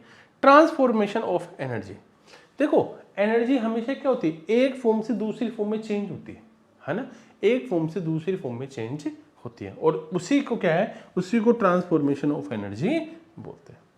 अच्छा एक काम करते हैं, थोड़े से कुछ एग्जांपल्स की बात करते हैं। एक स्टोन है, एक पत्थर है, उसको कुछ हाइट पर ले गए, तो मान लो, हाँ ये है, ये एक बॉटल है, मैं इसको यहां तक ले जाऊंगा, है ना, ले गए, और जब मैं इसको छोड़ूंगा, है ना, तो क्या होगा? नीचे की तरफ जाएगी। तो जब मैंने इसको यहां ले गया, अब मैं जितने ऊपर ले जाऊंगा क्या उतनी पोटेंशियल एनर्जी होगी? सर कैसे देखें? देखो एक बताओ, यहां है, मैं छोड़ूंगा तो यहाँ इतना सा गड्ढा होगा, मैं अगर यहां से छोड़ूंगा तो जोर से गिरेगी, जोर से गड्ढा होगा। अगर मैं इसको बहुत ऊपर से ले जाऊंगा तो बहुत ऊपर से लाऊंगा तो बहुत ज्यादा गड्ढा होगा ना। बिल्कुल सही है। इसका मतलब क्या है? जितनी हाइट पर ले जाओगे उसमें उतनी पोटेंशियल एनर्जी आएगी, ठीक है सर। अब ऐसे 3-4 एग्जांपल्स है, जैसे थर्मल पावर हाउस में ऐसा होता है, हाइड्रोलिक जो पावर हाउस है उनमें देखने को मिलता है, ठीक है। तो इस तरह से हम कुछ पोटेंशियल एनर्जी के जनरल एग्जांपल्स हमारी डे टू डे लाइफ में देखते हैं, ठीक है। अच्छा सर समझ में आ गया। सर एक बात और बता दो, आप छोटा सा लॉ भी तो हमने इसके बारे में जाना है कि सर आप कह रहे थे एक फॉर्म से दूसरी फॉर्म में चेंज होती है, बिल्कुल। एक छोटा सा लॉ भी हम देखते हैं, law of conservation of energy. ध्यान रखना, इस यूनिवर्स में ना तो एनर्जी को आप क्रिएट कर सकते हैं, ना आप एनर्जी को डिस्ट्रॉय कर सकते हैं। क्या बात कर रहे हो सर? इसका मतलब सर केवल एनर्जी एक फॉर्म से दूसरी फॉर्म में चेंज होती है ना, वन फॉर्म टू अनोदर, एक फॉर्म से दूसरे फॉर्म में चेंज होती है, बिल्कुल सही है। एक फॉर्म से दूसरे फॉर्म में चेंज होती है, ना तो क्रिएट कर सकता है ना डिस्ट्रॉय कर सकता है। देखना सिर्फ ऐसे कैसे बात कर रहा हूँ, बिल्कुल ऐसे ही बात कर रहा हूँ, और एक अच्छा तरीका आपको बता रहा हूँ, ठीक है। कैसे? एक बात देखो, मैंने एक बॉल थी, उस बॉल को यहाँ ले गया ऊपर, यहाँ यहाँ बॉल को मैंने हाथ से पकड़ लिया, है ना, मैंने क्या कर लिया, अपने फिंगर से, है ना, इस बोतल को पकड़ लिया, इस बॉल को पकड़ा तो देखा कि यहाँ से यहाँ जो ऊपर गई तो उसमें 20 जूल क्या थी, पोटेंशियल एनर्जी थी। कितनी थी? 20 जूल पोटेंशियल एनर्जी थी। ठीक है सर, मान लिया कि 20 जूल पोटेंशियल एनर्जी थी ना, बिल्कुल सही। अब उस समय इसमें काइनेटिक एनर्जी कितनी सर? जीरो थी। क्यों? ये रुका हुआ है, रेस्ट में कोई चीज होगी तो उसकी काइनेटिक एनर्जी तो जीरो होगी ना। काइनेटिक एनर्जी होती मोशन में, अब मोशन में है नहीं, इसका मतलब काइनेटिक एनर्जी जीरो है, यानी 20 प्लस 0 20। ठीक है, आपने बॉल को छोड़ा, जैसे ही बॉल को छोड़ा, है ना, क्या हुआ? काइनेटिक एनर्जी आ जाएगी, मोशन में आ गया तो थोड़ी सी काइनेटिक एनर्जी आ गई 5 जूल, और 5 जूल है तो इसका मतलब इसकी पोटेंशियल एनर्जी कितनी रह गई? 15। तो पोटेंशियल एनर्जी कम हो गई और ऑटोमेटिक काइनेटिक एनर्जी आ गई 2। तो कम हुआ क्या? नहीं हुआ सर, उतना ही है। फिर थोड़ी नीचे आएगी तो 10 जूल काइनेटिक एनर्जी आ गई और 10 जूल पोटेंशियल एनर्जी आ गई, तो इतना हो गया 20। फिर थोड़ा आएगा 5 जूल प्लस 15 क्या आ जाएगा? 20 जूल। फिर आ जाएगा 0 प्लस 20 जूल, कितना हो गया? 20। तो आप हर कंडीशन में देख रहे हो कि एनर्जी कभी भी डिस्ट्रॉय नहीं होनी, क्रिएट हो रही है, वो एक फॉर्म से दूसरी फॉर्म में चेंज हो रही है। और जैसे जैसे पोटेंशियल एनर्जी थी, एक समय में पोटेंशियल एनर्जी जीरो होगी और काइनेटिक एनर्जी मैक्सिमम होगी। सर ये पता लग गया कि वर्क क्या है, एनर्जी क्या है, लेकिन सर पावर क्या है? सर पावर को कुछ ऐसा समझें कि अगर मैं ये कहूं कि कोई किस रेट से काम कर रहा है, काम तो सब कर रहे हैं, सब एनर्जी भी खत्म कर रहे हैं, कौन कितना काम किस पावर से कर रहा है? जिसकी जितनी पावर होगी वो उतनी जल्दी काम करेगा ना। बिल्कुल सर, इसी का मतलब पावर क्या है? पावर है काम करना अपॉन टाइम टेकन, कि उसको काम करने में कितना टाइम दिया, उसकी उतनी पावर है। हर इंसान काम कर तो करता है, लेकिन किसी का कितना पावर ये लगवाता है, उसके अंदर एनर्जी तो खत्म कर देती है, इसके अंदर इतना पावर है, ये काम 2 घंटे में कर देता है, ये सर 10 घंटे में भी नहीं कर पाता है। तो P यानी पावर, W यानी वर्क डन, T यानी टाइम टेकन, जितना टाइम आपने लिया है। तो power is defined as the rate of energy consume, कि इसने एनर्जी को किस रेट में कंज्यूम किया है, वही क्या उसकी पावर है। बिल्कुल सही है सर। यूनिट ऑफ पावर, ऐसा यूनिट ऑफ पावर क्या होती है? वॉट। ऐसा ही यूनिट ऑफ पावर क्या होती है? वॉट। तो ध्यान रखना, ऐसा यूनिट ऑफ वॉट तो जूल पर सेकंड क्या होती है? जूल पर सेकंड, यानी ऐसा यूनिट पावर की क्या है? वॉट है। आप उसको वॉट बोल दो या जूल पर सेकंड बोल दो, यानी सर 1 जूल वर्क 1 सेकंड में करेगा तो 1 वॉट पावर होगी। बिल्कुल सही है। 1 वॉट पावर कब होगी? जब 1 जूल काम 1 सेकंड में करेगा। बिल्कुल सही है। तो power is 1 what when 1 joule work is done is 1 second. बिल्कुल सही है, यही तो हम बोल रहे हैं। लेकिन सर एवरेज पावर कितनी है? तो जितना काम हुआ है, जितना टाइम लिया है, वो उसकी एवरेज पावर होगी। लेकिन हम अब बात इलेक्ट्रिक गैजेट्स की बात करते हैं कि कोई इलेक्ट्रिक एप्रियंस जो होते हैं हमारे, टीवी, फ्रिज, ये वॉशिंग मशीन, ये सब, वो किस रेट से एनर्जी को कंज्यूम करते हैं, इलेक्ट्रिकल एनर्जी, उसके बारे में हम बात करेंगे। उससे रिलेटेड बहुत सारे एग्जाम में क्वेश्चन पूछते हैं। Bigger unit of power, power की बड़ी यूनिट क्या है? बड़ी यूनिट पावर की है किलोवाट। बिल्कुल सही है। वॉट तो क्या है? यूनिट है, ऐसा यूनिट है, लेकिन किलोवाट बिगर यूनिट है। जैसे किलो जूल थी, तो किलोवाट कितना होता है? 1000 वाट 1 किलोवाट होता है। ठीक है, अब एक एग्जांपल है, एक बॉडी है 20 जूल वर्क करती है 5 सेकंड में, तो बताओ उसके बाद कितनी पावर से काम कर रही है? तो काम हुआ 20 जूल, टाइम लिया 5 सेकंड, यानी 4 वोट वर्क हुआ, पावर हुआ 4 वोट का पावर, ये जूल पर सेकंड बोल सकते हैं। ठीक है, यानी जूल पर सेकंड या 4 वोट क्या हो गया? टोटल पावर हो गई। कॉमर्शियल यूनिट ऑफ एनर्जी, देखो कॉमर्शियल यूनिट क्या होती है एनर्जी की? देखो जूल बहुत छोटी यूनिट है एनर्जी की, है ना, ये हमें पता है। लेकिन अब जब हम बात करते हैं तो बड़ी यूनिट क्या होगी? तो बड़ी यूनिट होती है, अगर मैं कॉमर्शियल यूनिट की बात करता हूं एनर्जी की, तो होती है किलोवाट आवर। यानी किलोवाट आवर का मतलब क्या है? जब कोई इलेक्ट्रिक एप्लियंस है, टीवी, फ्रिज, जो भी है, वो 1 किलोवाट अगर 1 आवर में यूज करते हैं, 1 घंटे में 1 किलोवाट यूज करते हैं, इसका मतलब क्या है? 1 किलोवाट आवर पावर है। अब ये तो सिंपल सी बात है, सिर्फ इतना सा याद रखना, 1 किलोवाट आवर 3.6 इंटू 10 की पावर 6 जूल होता है, यानी 1 यूनिट के बराबर होता है। 1 किलोवाट क्या होता है? 1 किलोवाट यानी 1 घंटे, 1 किलोवाट यानी 1000 वाट, 1 घंटे मतलब 3600 सेकेंड्स। तो इसको जब मल्टीप्लाई करोगे तो 3.6 इंटू 10⁶ जूल या 1 यूनिट, 1 किलोवाट आवर हम कहते हैं 1 किलोवाट यानी 1 जूल, है ना, बिल्कुल सही है। 3.6 इंटू 10⁶ जूल यानी 1 यूनिट की बात है। जैसे हम एक एग्जांपल लेते हैं, एक बल्ब है 60 वोट का, वो 6 घंटे यूज करता है। 60 वोट का बल्ब करते हैं, बताओ कितनी एनर्जी कंज्यूम हुई। 60 वोट है यानी हम किलोवाट में जब डिवाइड करेंगे तो 0.06 किलोवाट आ जाएगा, और वो टाइम है 6 घंटे, तो कितना पावर था इतना, और कितनी देर यूज में लिया इतनी देर यूज में लिया, तो इतनी यूनिट आ गई, 0.636 यूनिट्स आ गई, या 0.6 किलोवाट आवर आ गया। यूनिट बोल दो, किलोवाट आवर बोल दो, एक ही बात है। बहुत इंपॉर्टेंट था। वर्क क्या है, पावर क्या है, एनर्जी क्या है, इनके बारे में हमने डिटेल में बात की है। अगर मैं अब आपके सामने लेकर चलूं बहुत इंपॉर्टेंट टॉपिक, क्या होगा, force and law of motion. यहां पर 2-3 कॉन्सेप्ट को आप लोग क्या करेंगे, अच्छे से देखना, डिटेल में इन सारे कॉन्सेप्ट को 1 to 1 करके पढ़ना है। तीनों टॉपिक्स को आपने अच्छे से देखा है, वर्क क्या है, पावर क्या है, एनर्जी क्या है। अब हम बात करेंगे क्या, force and law of motion की। फोर्स क्या है भैया, हम इतनी देर बात कर रहे थे, ये फोर्स लगाएंगे तो ऐसे मोशन में आ जाएगा, ये होगा तो ऐसे आ जाएगा।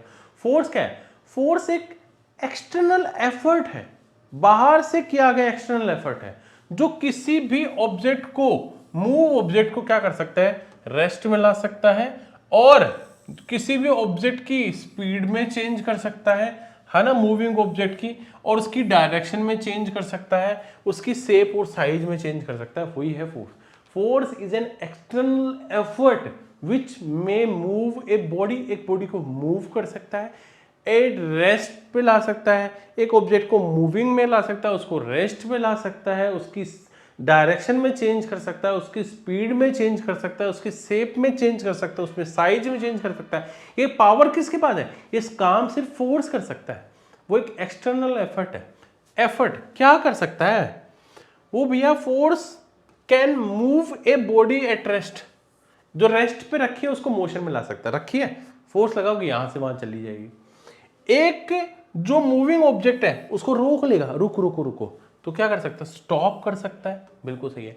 Force can change the speed of move, एक 15 किलोमीटर की स्पीड से चल रही है, आपने जोर से धक्का मारा, जोर से आपने पुश किया, ज्यादा तेजी से चली गई, उसकी स्पीड में चेंज ला सकते हैं, बिल्कुल सही है। आप एक जा रहे थे, आपने इधर फोर्स अप्लाई किया, उसकी डायरेक्शन में चेंज ला सकता है, बिल्कुल ला सकता है। किसी ऑब्जेक्ट की फोर्स लगाया, उसकी शेप में, साइज में चेंज कर सकता है ना, बिल्कुल सही है। तो फोर्स क्या है, इसके बारे में हमने देखा कि फोर्स क्या है, और फोर्स के क्या क्या इफेक्ट होते हैं, क्या होते हैं फोर्स के क्या क्या इफेक्ट होते हैं, उनके बारे में भी हम बात करते हैं।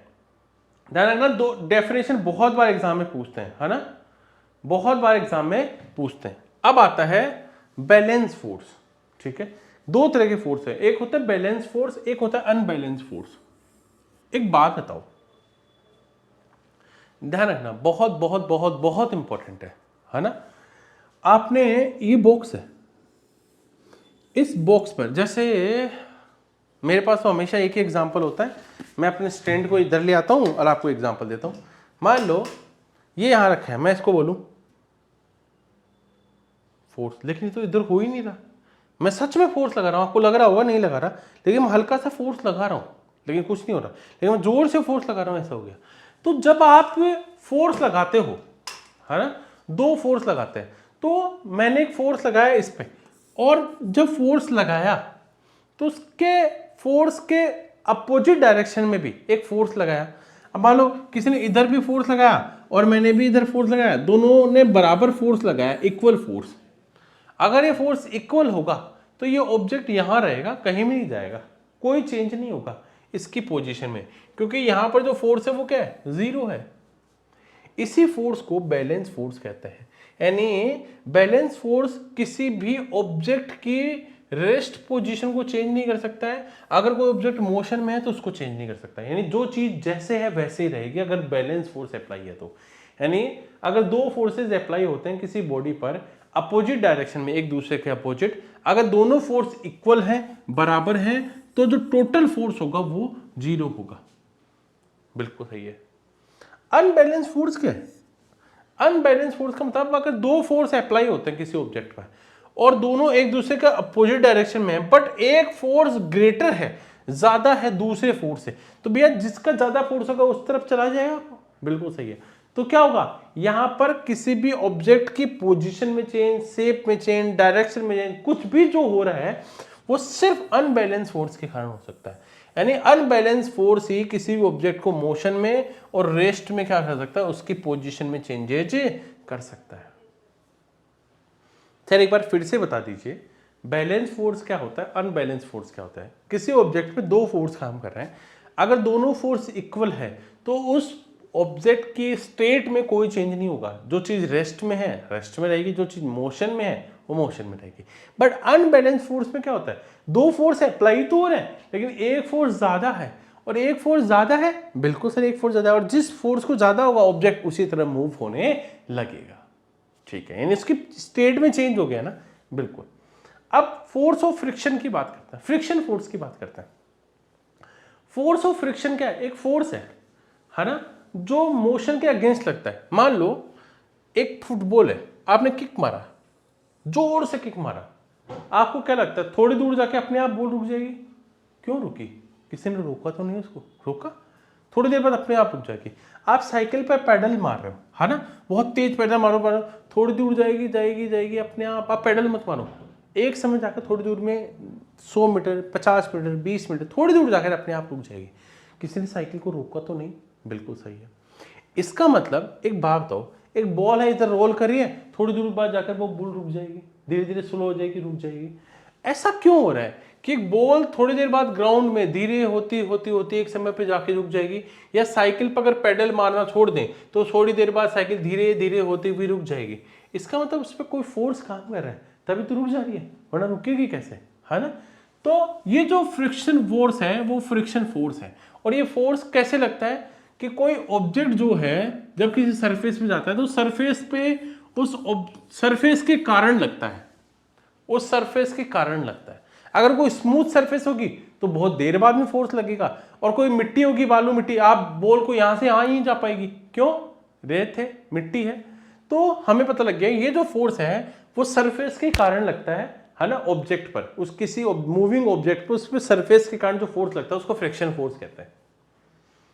अब देखो, एक ऑब्जेक्ट जो है यूनिफॉर्म मोशन से, यूनिफॉर्म मोशन यानी फिक्स मोशन, यानी 15 किलोमीटर पर आवर की स्पीड से चल रहा है, कंटिन्यूसली मूव कर रहे हैं, और यूनिफॉर्म मोशन क्या है ना, उस पर अप्लाई है, तो थोड़े समय बाद है ना क्या होगा, ये एक यूनिफॉर्म में चल रहा है ना, तो एक ही कंटिन्यूसली मूव कर रहा है, uniform motion 50 kilometre per hour के उस पर काम कर रहा है। इसका मतलब वो क्या है, वो मोशन क्या है, वो यूनिफॉर्म है। लेकिन अनबैलेंस फोर्स उस पर अप्लाई कर दें उस बॉडी पर, तो तुम क्या कहो, उसकी डायरेक्शन में चेंज हो जाएगा। मतलब 15 किलोमीटर चल रही है, 17 किलोमीटर हो जाएगा। ठीक है, तो डायरेक्शन में चेंज, स्पीड में चेंज, डायरेक्शन में चेंज क्या है, अनबैलेंस फोर्स है। बैलेंस फोर्स कुछ भी नहीं करता है, अनबैलेंस फोर्स कुछ भी करना हो तो अनबैलेंस फोर्स चाहिए, वरना सारी चीज जो रेस्ट में वो रेस्ट में रहेगी, जो मोशन में मोशन में रहेगा, उसमें कोई चेंज नहीं। अगर कुछ चेंजेस करना है, स्पीड में चेंज करना है, डायरेक्शन में चेंज करना है, वेलोसिटी में चेंज करना है, तो क्या करना पड़ेगा, अनबैलेंस फोर्स अप्लाई करना पड़ेगा। ठीक है भैया। न्यूटन के लॉज के बारे में बात करते हैं, एग्जाम में बहुत बार पूछते हैं, न्यूटन्स लॉ ऑफ मोशन क्या है, न्यूटन का फर्स्ट लॉ ऑफ मोशन क्या है। फर्स्ट लॉ ऑफ मोशन, एक ऑब्जेक्ट जो है वो जो क्या है, वो रेस्ट में है तो रेस्ट में रहेगा, जो मोशन में है वो मोशन में रहेगा, अगर उस पर कोई अनबैलेंस फोर्स अप्लाई ना हो तो। ठीक है, an object remain in state, वो उसी स्टेट में रहेगा, वो रेस्ट में हो, है ना, चाहे वो यूनिफॉर्म मोशन में हो, अगर एक स्ट्रेट लाइन है ना, जब तक भी उस पर कोई फोर्स अप्लाई ना हो तब तक वो वैसे ही रहेगा। आप बाहर खेलते रहते हो, खेलते रहो जब तक मम्मी आवाज ना देगी, है ना, और मम्मी जब तक रील देख रहे हो, मम्मी कह रही रुक जा उठ जा, तब तक नहीं जाओगे ना। मम्मी जब तक ये नहीं कहेगी डंडा लाऊं क्या, तब तक आप नहीं जाते। क्यों? क्योंकि आप पर कोई एक्सटर्नल फोर्स अप्लाई नहीं होता। तो एक्सटर्नल फोर्स अप्लाई नहीं होता तब तक आप रेस्ट में हो तो रेस्ट में रहना चाहते हो, मोशन में हो तो मोशन में रहना चाहते हो। रील देख रहे हो, रील देखते रहोगे बहुत देर तक, है ना। खेल रहे हो, बाहर मम्मी चिल्ला रही है, नहीं आ रहे हो, क्यों? आप पे कोई फोर्स अप्लाई नहीं हो। जैसे ही मम्मी डंडा हाथ में लेगी तुरंत आप रेडी, यस, आप में अनबैलेंस फोर्स अप्लाई हो गया। अब बात करते हैं एक वर्ड को, लॉ ऑफ इनर्शिया या इनर्शिया क्या है। किसी भी ऑब्जेक्ट की नेचुरल टेंडेंसी है जो जैसा है वैसा रहना चाहता है। कोई भी नहीं चाहता ना कि आपको कोई उठ के अरे यार मम्मी ने बुला रहे रील्स, कुछ आता है कोई खेलता हूँ मम्मी, नहीं चाहता ना। ये नेचुरल टेंडेंसी है आपकी और हमारी। जब हम रेस्ट कर रहे होते हैं तो रेस्ट कर रहे होते हैं, जब मोशन में होते हैं तो मोशन में होते हैं। तो नेचुरल टेंडेंसी है किसी भी ऑब्जेक्ट की कि वो जैसा है वैसा रहना चाहता है ना। ये उसका इनर्शिया है। इसीलिए न्यूटन के फर्स्ट लॉ को लॉ ऑफ इनर्शिया कहते हैं, लॉ ऑफ इनर्शिया कहते हैं। एक बात बताओ, ठीक है, एक एग्जाम्पल लेते हैं, ये वाला एग्जाम्पल ही लेते हैं। ये वाला आपने क्या किया, ये एक बोर्ड रखा है ग्लास के ऊपर, उसके ऊपर एक कॉइन रखा है। इस बोर्ड के ऊपर आप जैसे बोर्ड के बाद हिट करते हो तो बोर्ड तो दूर चला जाएगा क्योंकि बोर्ड को आपने मोशन में लिया है। लेकिन ये सिक्का है, सिक्का क्या है, ये तो अपनी रेस्ट उसी पोजीशन में रहना चाहता है, बिल्कुल। तो क्या होगा, सिक्का क्या होगा, है ना, इनर्शिया को फॉलो करता है और सिक्का अंदर आ जाएगा। ठीक है, एक तो ये है तरह क्या। आपने कैरम खेला है, कैरम में आप उस से हिट करते हैं कैरम बोर्ड में, है ना, पेल पे हिट करते हैं तो जो नीचे वाली होती है वो उधर चल जाती है और सारे नीचे आके गिर जाते हैं। क्यों, लॉ ऑफ इनर्शिया। ठीक है ना। जब आप किसी कार में ट्रेवल करते हैं, है ना, कार में ट्रेवल करते हैं तो ड्राइवर क्या करता है, ब्रेक अप्लाई करता है अचानक से। आप चल रहे हो ब्रेक, अब आप गाड़ी में चल रहे हो तो आपको लग रहा है कि अब बस गाड़ी चलती रहेगी, कोई दिक्कत नहीं है ना। तो पैर गाड़ी के साथ अटैच है, गाड़ी चल रही है तो पैर भी उसके साथ साथ चल रहे हैं, है ना। और हम यहाँ खड़े हैं, ब्रेक अप्लाई किया तो गाड़ी पैर गाड़ी के टच में तो ब्रेक रुक जाएंगे, लेकिन हमारी बॉडी तो भी चल रही है ना। इसलिए हम क्या करते हैं, अरे भैया रुकिए, है ना, ब्रेक अप्लाई करते हैं, ऐसे आगे की तरफ झुकते हैं, बिल्कुल सही है। या हम खड़े हैं, गाड़ी एकदम से चले, हम रेस्ट में पूरी बॉडी रेस्ट में, पैर आगे चले गए, लेकिन मेरी ये वाली बॉडी तो भी रेस्ट में, तो ये तो यहीं रहेगी। और हम कहेंगे भैया क्या कर रहे हो, बताया भी नहीं, है, बिल्कुल होता ना। ये सब क्या है, लॉ ऑफ इनर्शिया। न्यूटन के फर्स्ट लॉ की बात करते हैं, है ना। ठीक है, एक काम करते हैं, एक एग्जांपल और लेते हैं, इनर्शिया और मास के बीच का रिलेशन देखते हैं, है ना। एक बॉडी क्या है, रेस्ट में है ना, वो रेस्ट में रहना चाहती है। एक ऑब्जेक्ट मोशन में है, वो मोशन में रहना चाहता है, ये इनर्शिया है। हाँ सर, हमने पढ़ा था इनर्शिया ऑफ बॉडी। किसी भी बॉडी की इनर्शिया को हम कैसे कैलकुलेट करें, है ना। तो वो बात करता है कि मैग्नीट्यूड ऑफ फोर्स पर रिक्वायर्ड होगी, है ना, कि भैया कोई ऑब्जेक्ट है वो रेस्ट में है, अब उसको मोशन में लाना हो तो कितना फोर्स की रिक्वायर्ड होगी अगर उसकी स्टेट में चेंज करना हो। तो भैया एक 500 किलो का 500 kg का बॉक्स है, उसको, है ना, यहां तक लाना है, तो भैया इस पे फोर्स अप्लाई करना पड़ेगा। तो फोर्स अप्लाई किस बात पर डिपेंड कर रहा है कि उस ऑब्जेक्ट का मास कितना है। 50 किलो का होगा तो जल्दी से यहाँ ले आओ, 500 किलो का होगा तो बहुत दम तक लगानी पड़ेगी, ज्यादा फोर्स लगाना पड़ेगा। फोर्स रिक्वायर्ड होता है किसी भी ऑब्जेक्ट की स्टेट को चेंज करने के लिए, है ना, उसकी पोजीशन को चेंज करने के लिए। अगर कोई भारी चीज होगी तो ज्यादा फोर्स लगाना पड़ेगा, हल्की चीज होगी तो कम फोर्स लगाना पड़ेगा। इसका मतलब जितना ज्यादा मास उतना ही ज्यादा फोर्स। तो mass of a body is measured by it's inertia. हाँ सर, बात तो एकदम परफेक्ट आपने बताइए। मोमेंटम ऑफ बॉडी क्या है, मोमेंटम क्या है, momentum of the body is the its mass and velocity. Momentum of the body is the product of its mass and velocity. यानी मोमेंटम क्या होता है, मास और velocity. Where p momentum of body है, m mass of the body है, v velocity of the body है। अगर एक बॉडी रेस्ट पे है ना, उसकी वेलोसिटी जीरो होगी, वेलोसिटी जीरो होगी जब वो रेस्ट पे है, तो मोमेंटम भी जीरो होगा, ध्यान रखना। अगर कोई बॉडी रेस्ट पे है तो उसकी वेलोसिटी भी जीरो होगी और मोमेंटम भी जीरो होगा, क्योंकि ये अगर जीरो है और किसी भी चीज को जीरो से मल्टीप्लाई करोगे तो जीरो आएगा, इसका मतलब मोमेंटम भी जीरो होगा। तो ऐसा यूनिट ऑफ मोमेंटम क्या है, किलोमीटर पर सेकेंड। क्या है, किलोमीटर पर सेकेंड, बहुत इंपॉर्टेंट है। और दूसरा किलोमीटर पर सेकेंड लिख दो, आप ऐसे भी लिख सकते हो किलोमीटर पर सेकेंड। एक बात बताओ, इससे समझो कि मोमेंटम और मास और वेलोसिटी का मोमेंटम पे क्या रिलेशन है। एक बात, एक ट्रक है ना, वो बहुत धीरे धीरे आ रहा है, 5 किलोमीटर की स्पीड से जा रहा है, आप सामने खड़े हो, आपके ऊपर से निकल जाएगा ना, मारेगा, जोर से टक्कर मारेगा ना, क्योंकि ट्रक बहुत भारी है, ज्यादा भारी है ना, तो उसका मोमेंटम भी हाई होगा। बिल्कुल सही है ना। बहुत बड़ा ट्रक है, आपको टक्कर मारेगा, आपको दर्द होगा, है ना, लेकिन साइकिल से नहीं होगा ना, बिल्कुल, क्यों, ज्यादा मास का ऑब्जेक्ट है, इसलिए आपको होगा।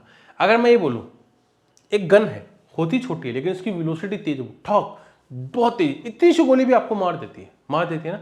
इतना सा पत्थर है, आप ऐसे मारो कुछ भी नहीं होगा, आप उसी पत्थर को ऐसे मारो तो दर्द होगा। तो बड़े ऑब्जेक्ट मास पे भी डिपेंड करती है और वेलोसिटी पे डिपेंड करती है, उसकी ऑब्जेक्ट की वेलोसिटी क्या है। बिल्कुल सही है। बुलेट में, गन में ऐसा देखते हैं, ट्रक में इसका अपोजिट देखते हैं, ट्रक भारी होता है इसलिए ज़्यादा चोट लगती है, गन उनकी वेलोसिटी ज़्यादा होती है इसलिए ज़्यादा चोट लगती है। तो इसका इम्पैक्ट जो है वो मास और वेलोसिटी पे डिपेंड करता है, मास और वेलोसिटी पे डिपेंड करता है। बहुत बहुत बहुत बहुत बहुत इंपॉर्टेंट बात कर रहा हूँ, ठीक है। मैंने आपको बहुत इंपॉर्टेंट बात बोली है। Newton second law of motion, Newton का सेकेंड लॉ ऑफ मोशन क्या है? न्यूटन का सेकेंड लॉ ऑफ मोशन क्या बोलता है? वो बोलता है कि rate of change of momentum, है ना, ऑफ एन ऑब्जेक्ट, किसी भी ऑब्जेक्ट की rate of change of momentum क्या होता है ना, ये प्रोपोर्शनल होता है अप्लाइड फोर्स के डायरेक्शन ऑफ द फोर्स। जैसे आप यहां एक बात समझिए कि हम मैथमेटिकल फॉर्मूला इसको समझते हैं। जैसे एक एम मास है ना, उसकी velocity, initial velocity V U है, फाइनल वेलोसिटी यू है, उसने टाइम टी लिया, तो बताओ फोर्स क्या होगा। तो मोमेंटम पी एम यू और second momentum p m v, तो p one minus p two, तो m v minus m u, m common ले लिया, वी माइनस यू और टी एम टाइम। तो एफ क्या है? एफ डायरेक्टली प्रोपोर्शनल है m v square minus upon u upon t. Force के क्या आ गया? हमारा कांस्टेंट वैल्यू आ गई, और ये क्या आ गया? हमारी मोमेंटम आ गया, ठीक है। एस्केलेरेशन आ गया, तो एफ बराबर एम ए, ये निकल गया। अगर कोई पूछा आपको फोर्स की डेफिनेशन कहां से मिलती है? न्यूटन के सेकंड लॉ ऑफ मोशन से मिलती है, ठीक है, सेकंड लॉ से मिलती है। क्या बोलती है? F equals to M A. अब आप बोलोगे सर यहां तो ये था, आपने एम ए कहां से आ गया? ए क्या होता है? एस्केलेरेशन, यानी final velocity minus initial velocity upon T क्या होता है? ए होता है। मोशन के टॉपिक में आप देखते हैं। देखो फिजिक्स थोड़ी सी कॉम्प्लिकेटेड है, अगर आपके इसके बेसिक कॉन्सेप्ट को नहीं पढ़ा, है ना, हमने बिल्कुल पूरे कोर्स में डिटेल्ड, है ना, डिटेल तरीके से बताया कि मोशन क्या आता है, force and law of motion क्या होता है, सारे रूल्स की बात की है, थर्मोडायनेमिक्स की बात की है, साउंड की बात की है, वेव की बात की है, ठीक है, इलेक्ट्रिसिटी की बात की है, मैग्नेटिक इफेक्ट की बात करते हैं। बहुत सारे टॉपिक्स को हम लोग डिटेल में डिस्कस करते हैं, ठीक है, बिल्कुल सही है। फोर्स, न्यूटन, फोर्स की यूनिट कहती है, ऐसा यूनिट ऑफ फोर्स क्या होता है? बिल्कुल किलोग्राम, है ना। एंड एक्सेलरेशन या मीटर पर सेकंड बोल दो, या फोर्स को हम यूनिट भी बोल सकते हैं, न्यूटन को ही, है ना। Newton third law of motion, third law of motion क्या है? थर्ड लॉ ऑफ मोशन है कि जितने भी एक्शन होते हैं वो इक्वल और अपोजिट रिएक्शन भी देते हैं। जैसे जैसे आपने दीवार पर धीरे से मारा, आपको धीरे से हाथ पे चोट लगी, आप दीवार पे जोर से मारो, आपको जोर से हाथ पे भी लगेगी। सर हमने मारी तो दीवार पे, तो हाथ पे क्यों लगी? क्योंकि असली आपने इक्वल और अपोजिट, जितनी तेज दीवार पे मारोगे उतनी तेज हाथ पे लगेगी। तो इक्वल कोई भी एक्शन जो होती है वो इक्वल और अपोजिट रिएक्शन देती है, यही न्यूटन का थर्ड लॉ ऑफ मोशन है, ठीक है, बिल्कुल सर। जैसे एग्जांपल बताओ सर, गन है, गन ने आपने हिट किया, गन आगे की तरफ गई, आपको पीछे की तरफ झटका लगेगा ऐसे, ठीक है।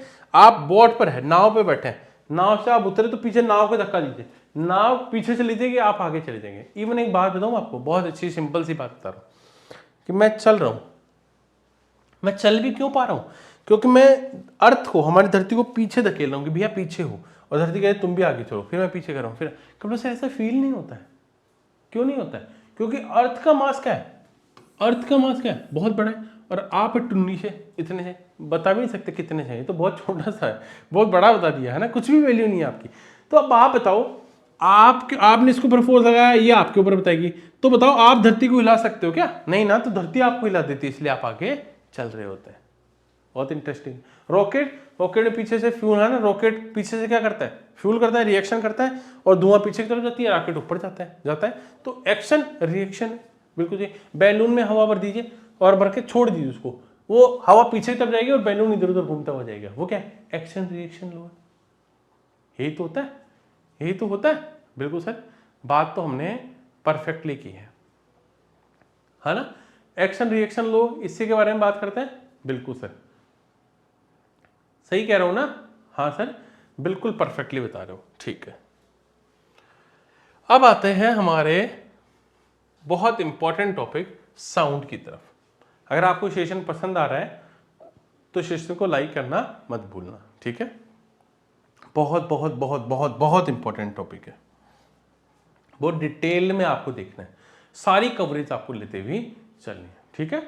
कोई भी पॉइंट आपका रहना नहीं चाहिए, ध्यान रखना, कोई भी पॉइंट आपका रहना नहीं चाहिए। वेव क्या है? Wave is a disturbance. Wave क्या है? डिस्टर्बेंस है किसी भी मीडियम में। मीडियम क्या हो सकता है? मीडियम कोई सॉलिड हो सकता है, ठीक है, कोई लिक्विड मीडियम हो सकता है ना, और गैस मीडियम हो सकता है, और वैक्यूम भी हो सकता है ना। तो कोई मीडियम जो सॉलिड है, लिक्विड है, गैस है, ये तीनों मीडियम्स में, है ना, इन तीनों मीडियम्स को डिस्टर्बेंस हो, है ना, तो वेव क्या है? डिस्टर्बेंस है किसी भी मीडियम में जो क्या करता है? एनर्जी को कैरी करता है without particle of movement. Movement के पार्टिकल्स की विदाउट मूवमेंट्स को किए हुए एनर्जी को कैरी करता है। जैसे आपने क्या किया, एक पानी है, पानी में स्टोन डाला तो पानी ऐसे लहरें ऊपर नीचे होती है, बिल्कुल सही। तो क्या है? एनर्जी को कैरी करे। पानी यहाँ से यहाँ थोड़ी आ गया, नहीं, ये क्या है? एनर्जी को, है ना। तो पार्टिकल्स मूवमेंट नहीं हो रहे हैं, यहाँ एनर्जी कैरी हो रही है, ठीक है। आप रस्सी को यहाँ बांध दीजिए, ऐसे करिए, थोड़ी देर बाद में रस्सी आपको ऐसे करते हुए दिखेगी, है ना, होगा। तो आपने क्या किया? ऐसा थोड़ी यार रस्सी वहां से वहां चली गई, नहीं ना, नेट पार्टिकल नहीं गए ना, लेकिन एनर्जी गई। आपने किया तो उसमें एनर्जी आ गई, और एनर्जी क्या हुई? एक, है ना, कैरी करती है किसी भी मीडियम में, है ना, किसी भी, और उसी को क्या कहते हैं? वेव में रिप्रेजेंट करता है। वेव दो तरह की होती है, एक होती है नॉन मैकेनिकल वेव, एक होती है ना, मैकेनिकल वेव। देखो, नॉन मैकेनिकल वेव ट्रांसफर का, नॉन मैकेनिकल वेव का एक टाइप क्या है? ट्रांसफर, यानी वो वेव जो सॉलिड, लिक्विड, गैस और वैक्यूम सब में ट्रेवल कर सकती है। वो वेव जो सॉलिड, लिक्विड, गैस और वैक्यूम में ट्रेवल कर सकती है, वो क्या होती है? ट्रांसवर्स नॉन मैकेनिकल वेव होती है। जैसे रेडियो वेव, जैसे माइक्रोवेव, जैसे इंफ्रारेड वेव, जैसे लाइट वेव, जैसे यूवी रेज, जैसे एक्स रेज, जैसे गामा रेज। वैक्यूम का मतलब क्या है? मैं जिस रूम में हूँ उसमें बहुत सारी चीज़ें हैं, camera, box, light, tablet, laptop, mobile, charger, सब कुछ रखा है, बॉटल, ये सब चीज़ें हैं। अगर मैं इन सारी चीज़ों को बाहर निकाल दूँ तो ये रूम खाली हो जाएगा। क्या इस रूम को वैक्यूम बोलेंगे? नहीं सर, अभी भी इस रूम में क्या है? एयर। अगर सर मैं इस एयर को बाहर निकाल दूँ तो ये रूम वैक्यूम बन जाएगा। तब इस रूम में कुछ भी नहीं है, हवा भी नहीं है। तो पता लग गया वैक्यूम क्या होता है। तो जितने भी नॉन मैकेनिकल वेव्स होती हैं, ट्रांसफर वेव्स होती हैं, वो सॉलिड, लिक्विड, गैस और वैक्यूम में क्या कर सकते हैं? ट्रेवल कर सकते हैं। दूसरा हमारा जो जनरल एग्जांपल्स हैं वो है हमारा मैकेनिकल वेव। मैकेनिकल वेव दो टाइप की होती हैं, ट्रांसफर वेव्स और लॉन्गिट्यूडनल वेव। ट्रांसफर वेव यानी ये सॉलिड और लिक्विड में ट्रेवल करती हैं, सिर्फ सॉलिड और लिक्विड में। जैसे स्ट्रिंग में वेव आ गई, है ना, रस्सी में, ठीक है, किसी पानी के सरफेस में आपने स्टोन डाला, उसके सरफेस में वेव आ गई, वो सारी ट्रांसफर वेव है। या तो ये सॉलिड में आ रही है या लिक्विड में आ रही है, ठीक है, दोनों देख रहे हो, एक सॉलिड है रस्सी और पानी लिक्विड है, दोनों में ट्रेवल कर रही है। लेकिन लॉन्गिट्यूडनल वेव कैसी है? ये सॉलिड, लिक्विड और गैस तीनों में ट्रेवल करती है। जैसे साउंड, हेलो, आप फील करोगे सॉलिड में भी होता है, लिक्विड में भी होता है, और तीसरा इंपॉर्टेंट गैस, है ना, यानी हवा में भी क्या कर सकता है? हवा में भी ट्रेवल करती है। साउंड किस में ट्रेवल करता है ना, गैस में भी ट्रेवल कर सकता है। साउंड में बताओ हेलो, तो यहाँ से लेकर आप तक जा रहा है, तो वो गैस के थ्रू तो जा रहा है, बिल्कुल सर। सर एक बात पता लगी, मैकेनिकल वेव क्या होती है? मैकेनिकल वेव कैसी वेव है? मैकेनिकल वेव जो ट्रांसफर्स होती हैं लॉन्गिट्यूडनल होती हैं। सर लॉन्गिट्यूडनल वेव तो सॉलिड, लिक्विड, गैस तीनों में ट्रैवल कर सकते हैं, और साउंड एक मैकेनिकल लॉन्गिट्यूडनल वेव है, ठीक है। मैकेनिकल लो क्या है?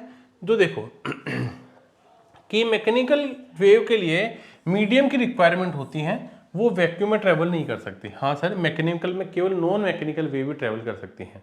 और मैकेनिकल वेव क्या होती हैं? मैकेनिकल वेव में होती है मैकेनिकल एनर्जी, यानी kinetic energy plus potential energy. ये हमने आज पढ़ा था कि मैकेनिकल एनर्जी क्या होती है? Kinetic energy plus potential energy. Sir mechanical transfer wave बताओ।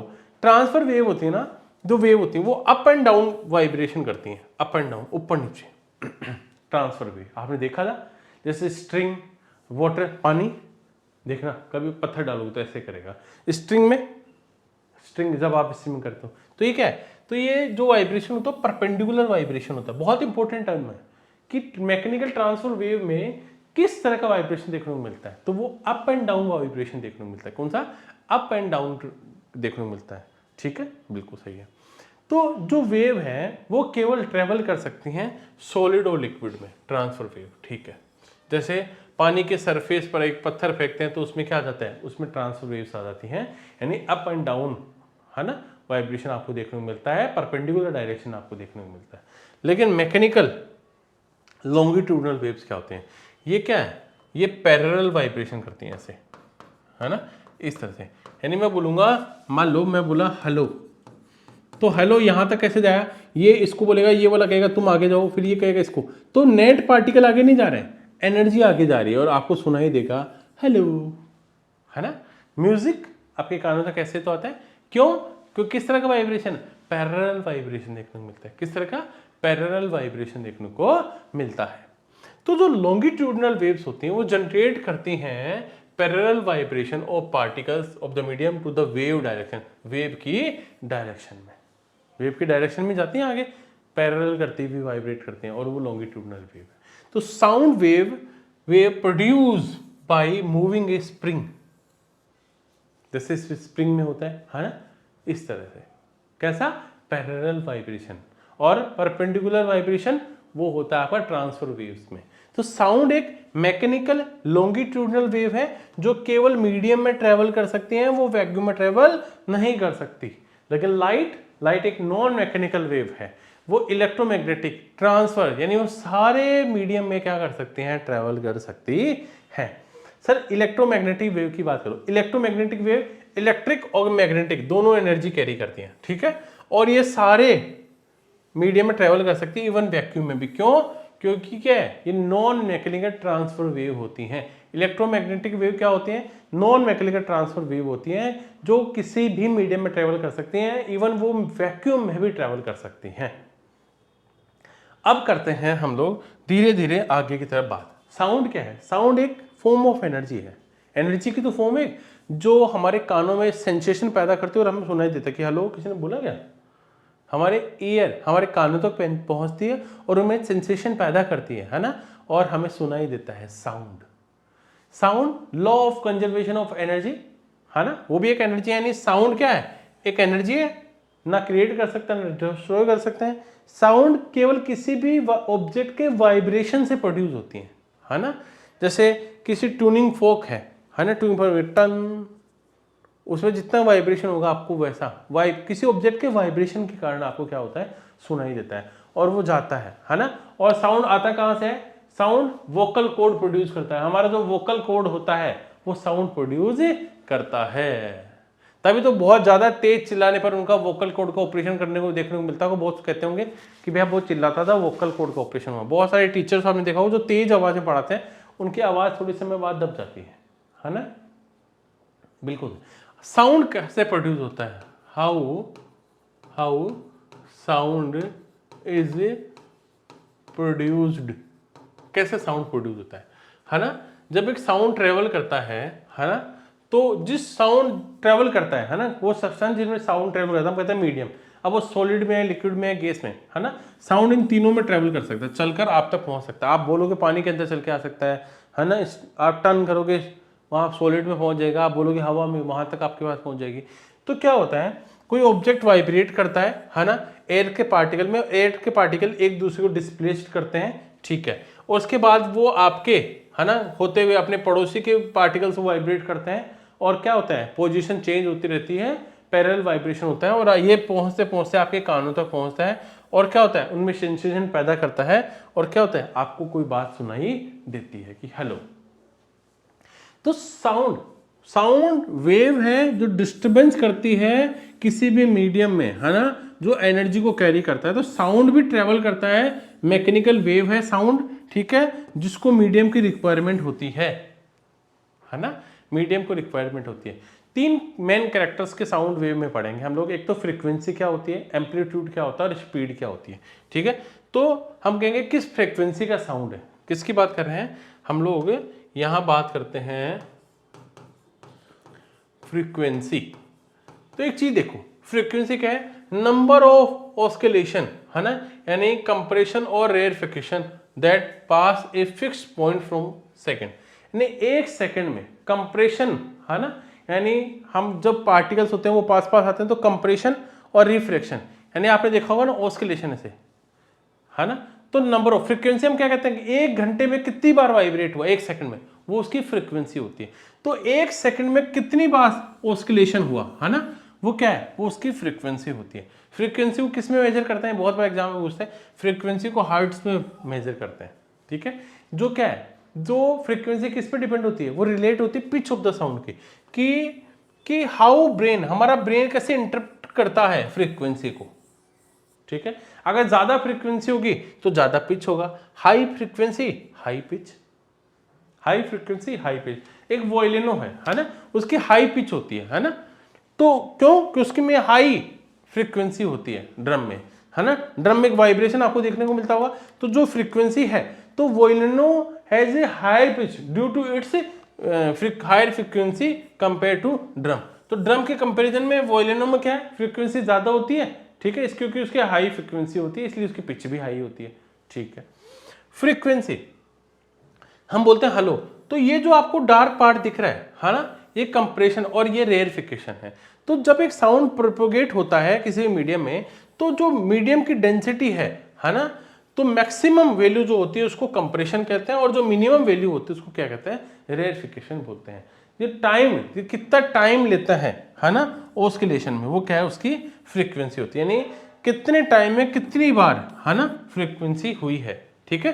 तो फ्रीक्वेंसी क्या है, टोटल ऑस्किलेशन, है ना, और अब कितने टाइम में वो उसकी फ्रीक्वेंसी होगी। एम्पलीट्यूड मैक्सिमम, जब हम वेव को ऐसे रिप्रेजेंट करते हैं ना, ऐसे, तो ये जो कितना डिस्प्लेस्ड है, कितनी हाइट पर, मैक्सिमम डिस्प्लेसमेंट ऑफ पार्टिकल, है ना, देयर इक्विलिब्रियम पोजीशन, ये इसकी इक्विलिब्रियम पोजीशन है, संतुलित पोजीशन है, यहां से कितना क्या है, कितना ऊपर डिस्प्लेस्ड हुआ है। मैक्सिमम डिस्प्लेसमेंट जो पार्टिकल्स का होगा, है ना, एक वेव ऑस्किलेशन में जो मैक्सिमम डिस्प्लेसमेंट है वो उसका एम्पलीट्यूड होता है ना। लाउडनेस, अब इससे काम क्या है, जो लाउडनेस है, कहते हैं कितना शोर हो रहा है, तो loudness is a measure of response of year of the sound, ठीक है।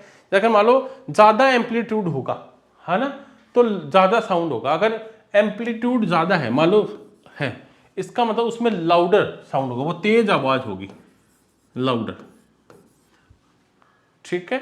अगर एम्पलीट्यूड कम होगा, छोटा सा होगा, तो लाउड आवाज भी कम लाउड होगी, है ना। हम कहोगे यार इतना लाउड मत बोल, लाउडर मत हो, है ना, क्यों, जितना ज्यादा एम्पलीट्यूड होगा लाउडर उतना ही होगा साउंड, जितना स्मॉल एम्पलीट्यूड होगा उतना ही सॉफ्टर होगा साउंड, उतना ही सॉफ्ट होगा, लाउड नहीं होगा। हम कहते हैं कितना सॉफ्ट बोलते हो यार, है ना, बिल्कुल सही है।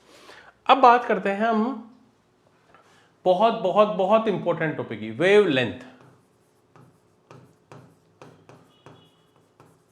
वेवलेंथ क्या है, कि वेवलेंथ क्या होती है, यहां से यहां तक का ये जो है, ये क्या है, एक थ्रस्ट और एक क्रस्ट जो है उसका जो डिस्टेंस है वो क्या होता है, एक वेवलेंथ होती है। एक क्रस्ट और एक थ्रस्ट का, है ना, टू कॉन्जिक्यूटिव क्रस्ट, यानी एक दो कॉन्जिक्यूटिव क्रस्ट है या दो कॉन्जिक्यूटिव थ्रस्ट है, उनके बीच जो डिस्टेंस है वो क्या होता है, क्या होता है, वेवलेंथ होती है। वेवलेंथ क्या है, अगर हम वेव के पैटर्न को देखें तो ये कॉन्जिक्यूटिव क्रस्ट है, लगातार दो कॉन्जिक्यूटिव क्रस्ट या लगातार दो कॉन्जिक्यूटिव थ्रस्ट का क्या है, ये वेवलेंथ है। एक क्रस्ट और एक थ्रस्ट को हम लोग वेवलेंथ का हाफ बोलते हैं, आधा। हम बोले कि एक वेवलेंथ कितनी होती है, तो एक वेवलेंथ क्या है, देखो, the direction between two consecutive compression, दो लगातार, चाहे ये हो हाइट की बात करें, क्रस्ट की बात करें या थ्रस्ट की बात करें, दोनों लगातार, उनको क्या बोलते हैं हम लोग, एक वेवलेंथ बोलते हैं, है ना। और वेवलेंथ की ऐसे यूनिट होती है मीटर, और उसका सिंबल होता है लैम्डा, लैम्डा से रिप्रेजेंट करते हैं। किससे रिप्रेजेंट करते हैं, लैम्डा से रिप्रेजेंट करते हैं। अच्छा एक बात देखो, हम मीडियम की बात करते हैं, है ना, तो जो मीडियम होता है, जैसे सॉलिड में साउंड की स्पीड कितनी होती है, अलग अलग ऑब्जेक्ट्स में अलग अलग साउंड में, एल्यूमिनियम में, निकल में, स्टील में, आयरन में, ब्रास में, ग्लास में, इन सब में साउंड की स्पीड ये होती है। लिक्विड में थोड़ी कम होती है, सो गैस में थोड़ी कम होती है, यानी सबसे ज्यादा स्पीड किसमें होती है, सॉलिड में, फिर लिक्विड में, और फिर गैस में। ट्रेवल वैक्यूम में ट्रेवल करती ही नहीं है ना, बिल्कुल सही है। और अगर हम ध्यान रखना बहुत, speed of sound depend on the property कि वो सॉलिड है, लिक्विड है, गैस है ना, और वो उसके टेम्परेचर पे भी डिपेंड करता है कि अगर टेम्परेचर साउंड ट्रेवल करता है फास्ट, सॉलिड में ज़्यादा, लिक्विड में कम और गैस में कम। अब टेम्परेचर की बात करें तो मीडियम में है ना, टेम्परेचर पे मीडियम इंक्रीज, अगर इंक्रीज हो जाएगा टेम्परेचर मीडियम का तो साउंड की स्पीड भी इंक्रीज हो जाएगी। जैसे 0 टेम्परेचर पे 331 है स्पीड, लेकिन जैसे ही 22 डिग्री सेल्सियस आया 344 हो गई। यानी साउंड टेम्परेचर पे भी डिपेंड करता है। किस पे डिपेंड करता है? टेम्परेचर पे भी डिपेंड करता है। अच्छा एक बात देखो कि लेमडा जो है ना, लेमडा यानी स्पीड जो है वो वेलोसिटी पे कैसे रिलेशन है। हम जानते हैं कि जो स्पीड ऑफ साउंड है वो distance at a point a sound wave है ना ट्रेवल पर यूनिट टाइम, यानी साउंड की स्पीड क्या है। अब साउंड की स्पीड क्या है? साउंड की स्पीड है लैम्डा अपॉन वी, है ना, यानी वेव लेंथ प्लस फ्रीक्वेंसी की बात करते हैं। ठीक है, अगर मैं बात करूं इक्को, हम कह रहे हैं यार तुम्हारी आवाज बहुत इक्को होती है ना, इक्को यानी इक्को का मतलब क्या होती है? इक्को क्या है? इक्को है तो phenomena where a sound produce is heard often due to reflection of its called echo. हम कहते हैं है ना, यहां से किसी के नाम से इस बात को कंपेयर मत करना। फिल्मों में आता है ना अंजलि आई लव यू, और वहां से वापस सुनाई देता है ना, अंजलि आई लव यू, तो सुनाई क्या देता है? आई लव यू वापस से। तो क्या होता है? ऐसा होता है ना, हिल स्टेशन पे ऐसा होता है, बहुत सारे ऐसे स्पोर्ट्स होते हैं जहां पर आपको देखने को मिलता है। सर इको होता कैसे है? इको होता कैसे है सर? देखो ये फिनोमेना कैसे काम करता है कि मान लो आप यहाँ खड़े और अगर आपको अपनी आवाज़ वापस से सुननी है तो आपको कम से कम 70.2 मीटर आपको डिस्टेंस रखना पड़ेगा आपके और आपके सामने जो दीवार है कोई भी चीज़, ठीक है, और आप बोलोगे हेलो और वो आपको बाद में सुनाई देगा हेलो। तो कितना डिस्टेंस होना चाहिए? है ना, 17.2 मीटर डिस्टेंस होना चाहिए, है ना, होना चाहिए ना, तभी तो आपको क्या होगी, कोई चीज़ सुनाई देगी, वरना सुनाई नहीं देगी। बिल्कुल सही है। और कोई चीज़ आपको आपके दिमाग में कितने सेकंड, जैसे मैं अगर आपको बोलूँ हेलो क्या कर रहे हो बताओ, तुम्हें सुनाई दिया? कुछ नहीं सुनाई दिया ना, कि सर पता ही नहीं लगा। क्यों? क्योंकि मैंने कोई भी बात जो बोली ना, आपके दिमाग में कम से कम कितना टाइम रुकनी चाहिए? 0.1 सेकंड आपके कानों के रुकनी चाहिए, तभी आपको अगला साउंड सुनाई देगा। इससे ज़्यादा फास्ट बोलोगे तो आपको कुछ भी सुनाई नहीं देगा कि मैंने क्या बोला है। ठीक है, दो कंडीशन है, मिनिमम 17.2 होना चाहिए और पहला वर्ड और दूसरे वर्ड में 0.1 सेकंड का गैप होना चाहिए, तभी रिफ्लेक्ट होकर आपको सुनाई देगा। तो ये कैसे करता है, कैसे निकालें? D equals to V into T, है ना, D equals to V into T. ये फॉर्मूला कैसे काम करता है? मान लो अगर मैं एक पर्सन, मैं एक खड़ा हूँ, है ना, और मेरे सामने कुछ दूरी पर एक दीवार है, मैं कुछ बोलता हूँ और वो मेरे को 3 सेकंड बाद सुनाई देता है, 0.3 सेकंड के बाद, है ना, मैंने बोला हेलो और 3 सेकंड बाद सुनाई दिया, है ना, और साउंड की स्पीड क्या है? 330 मीटर पर सेकंड है, क्वेश्चन में गिवन है, मान लो। तो कैसे होगा? डिस्टेंस, वो दीवार कितनी दूर है वो पूछ रहा है ना, तो भैया v क्या है, वेलोसिटी क्या है? 330 है ना, t क्या है? 0.3 इंटू 10, तो बटे हुए 10 आ जाएगा, इसको उठाऊंगा तो 0 से 0 99, तो डिस्टेंस कितना है? 99। और 99 का मतलब क्या है जानते हो आपको? ये यहाँ गई होगी और फिर आपको सुनाई दी होगी, यानी जाकर आने में, यानी दीवार 99 की आधी है, 49.5 मीटर दूरी पर है दीवार।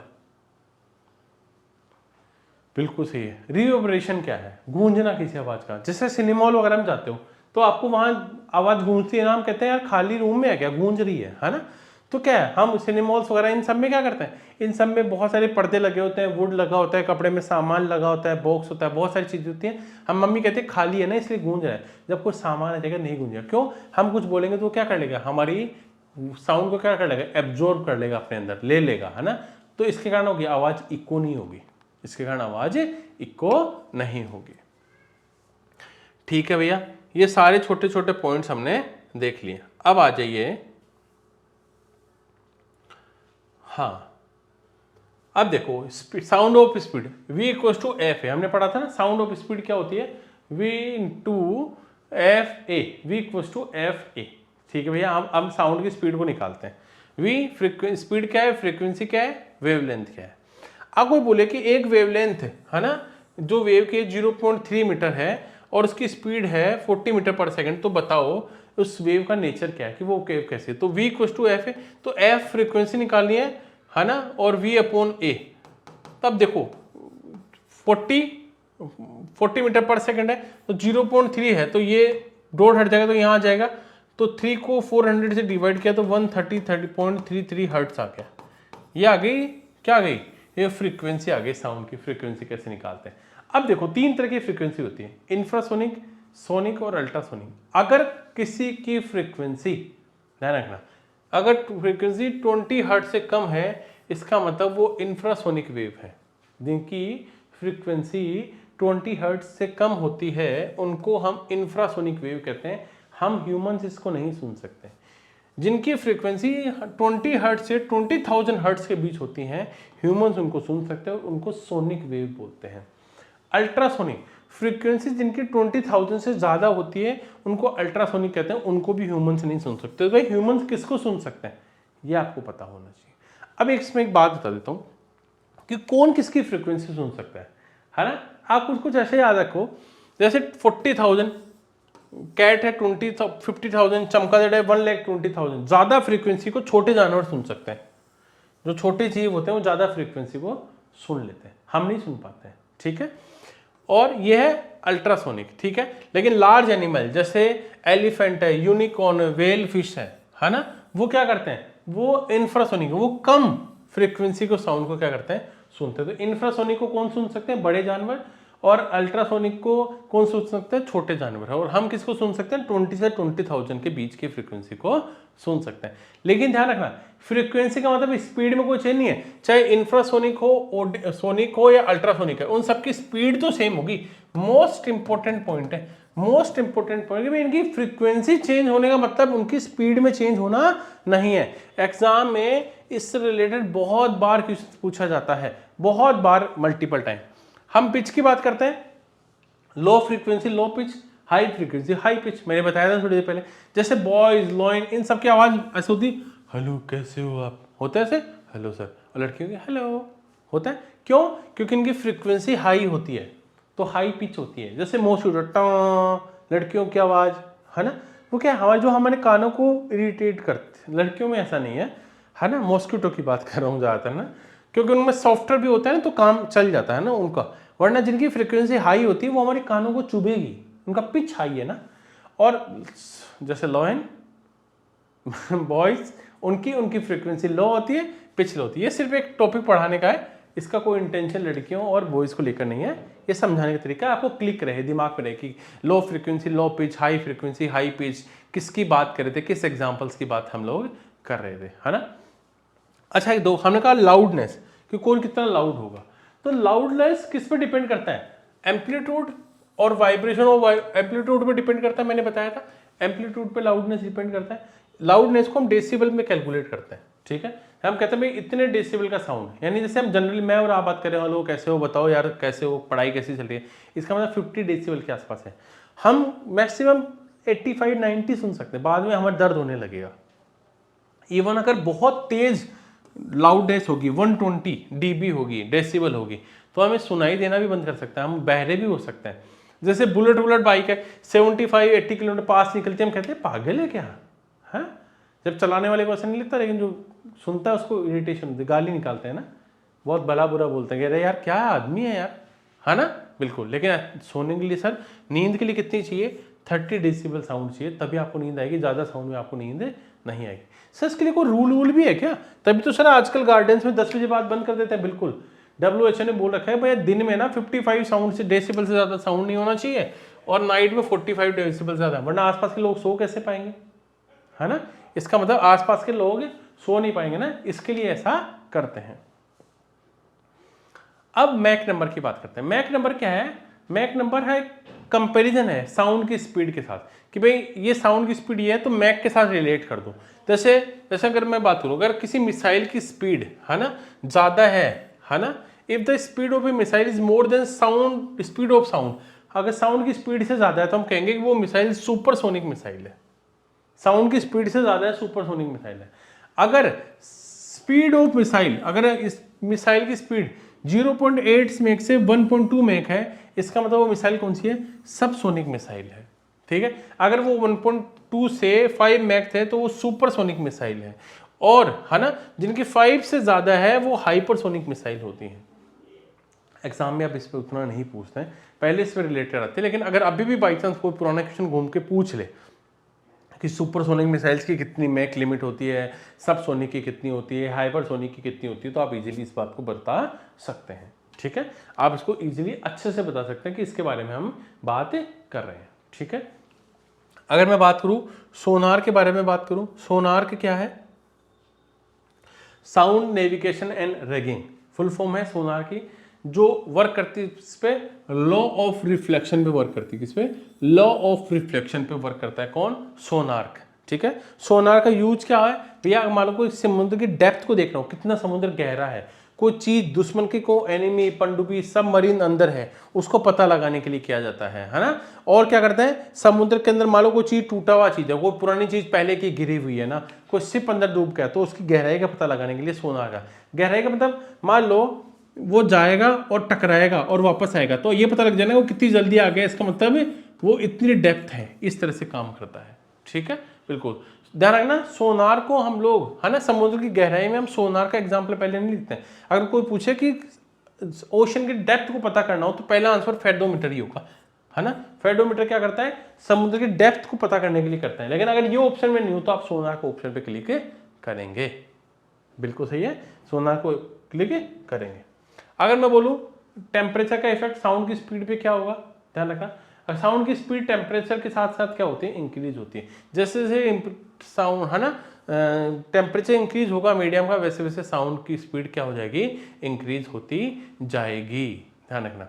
फ्रीक्वेंसी इफेक्ट क्या है? साउंड स्पीड ऑफ साउंड में फ्रीक्वेंसी क्या होती है? फ्रीक्वेंसी का साउंड की इफेक्ट स्पीड पे कोई इफेक्ट नहीं पड़ता है ना। लेकिन आवाज है ना अगर ज्यादा फ्रीक्वेंसी होगी ज्यादा दूर तक आवाज जाएगी, कम फ्रीक्वेंसी होगी तो कम दूरी तक आवाज जाएगी, है ना। तो साउंड क्या है? फ्रीक्वेंसी के साथ रिलेट करता है, लेकिन इसकी स्पीड में कोई चेंज नहीं करता है। भाई स्पीड तो वही रहेगी, लेकिन दूर तक जाएगी और पास तक जाएगी, इस बात पर डिपेंड करता है फ्रीक्वेंसी। ठीक है, इस बात पर डिपेंड करता है फ्रीक्वेंसी। अब डेंसिटी की बात करते हैं। डेंसिटी का इफेक्ट क्या है साउंड की स्पीड पर? अगर साउंड डिक्रीज होता है, अगर डेंसिटी इंक्रीज होती है, तो अगर डेंसिटी इंक्रीज होती है साउंड डिक्रीज होता है, डेंसिटी डिक्रीज होती है तो साउंड इंक्रीज होता है। तो डेंसिटी का डायरेक्ट इफेक्ट होता है। ह्यूमिडिटी की बात करते हैं तो अगर ह्यूमिडिटी इंक्रीज होगी साउंड की स्पीड भी इंक्रीज होगी। ठीक है, अगर मैं सॉफ्टनेस की बात करता हूं तो इन सब चीजों पर साउंड के इफेक्ट होते हैं, है ना। ध्यान रखना, मैंने इसमें आपके लिए 5 MCQs ऐड किए हैं।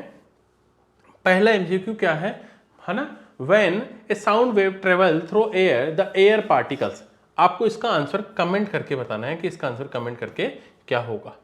Second, the speed of sound is maximum, sound की स्पीड मैक्सिमम किसमें होती है, इसका भी आपको कमेंट करके बताना है। थर्ड इंपॉर्टेंट है, loudness of a sound depend on, तो साउंड का लाउडनेस किस पे डिपेंड होता है। And the fourth important point है, the time period of a wave is 0.01 second, the what is the frequency, तो फ्रीक्वेंसी क्या होगी। एंड फिफ्थ, पांचों का आपको आंसर बताना है, the range of Audible frequency for the human ear, है ना, ईयर हमारी फ्रीक्वेंसी क्या है। इन पांचों के आपको कमेंट करके बताना है, डिटेल में बताना है। ठीक है, एक लेक्चर और हम फिजिक्स का लेकर आएंगे जहां फिजिक्स की डिटेल है ना और टॉपिक्स को कवरेज करेंगे। आपको पता होना चाहिए हमारा एक ऑफर चल रहा है फाउंडर्स बर्थडे के ऊपर, 51% फ्लैट ऑफ है ना। मैं अभी आपको वो दिखा देता हूं ताकि आपको रिमाइंडर रहे। ले लीजिए, अगर आप जल्दी से कोर्सेज लेने की सोच रहे हैं तो ये बेस्ट ऑफर है। ठीक है, 51% फ्लैट ऑफ है और ज़्यादा वेट मत करिए। अगर लेना है तो मैंने आपको कहा पढ़ाई में पैसा खर्च करते हुए ज़्यादा नहीं सोचना चाहिए, और चीज़ों में 22 जुलाई से 26 जुलाई तक है, कंप्लीट ऑफ मिलेगा, सारे कोर्सेज में मिलेगा। आप जिस लेवल की तैयारी करना चाहते हैं, एनसीईआरटी की तैयारी करना चाहते हैं, स्टेट पीसीस की तैयारी करना चाहते हैं, आप एसएससी की तैयारी करना चाहते हैं, आप रेलवे की तैयारी करना चाहते हैं, आप ई बुक्स परचेज करना चाहते हैं, आप करंट अफेयर्स की रिगार्डिंग तैयारी करना चाहते हैं, मॉक टेस्ट के रिगार्डिंग आप देख रहे हैं, तो ये सारा एक वन स्टॉप सॉल्यूशन है। आपको प्ले स्टोर पर जाना है, परचम क्लासेस को डाउनलोड करना है, वहाँ सारे कोर्सेज को आप एक्सेस ले सकते हैं। और कोई भी अगर आपको डिटेल चाहिए, कुछ और चाहिए, तो आप पूरी एप्लीकेशन पे जाकर देखिए कौन कौन से कोर्सेज अवेलेबल हैं और उन पर आपको क्या मिलेगा, 51% आज ऑफ मिलेगा। ठीक है, तो 4 दिनों तक ये ऑफ चलता रहेगा, इसका बेनिफिट लीजिए। So thank you everyone, thank you, bye bye, take care.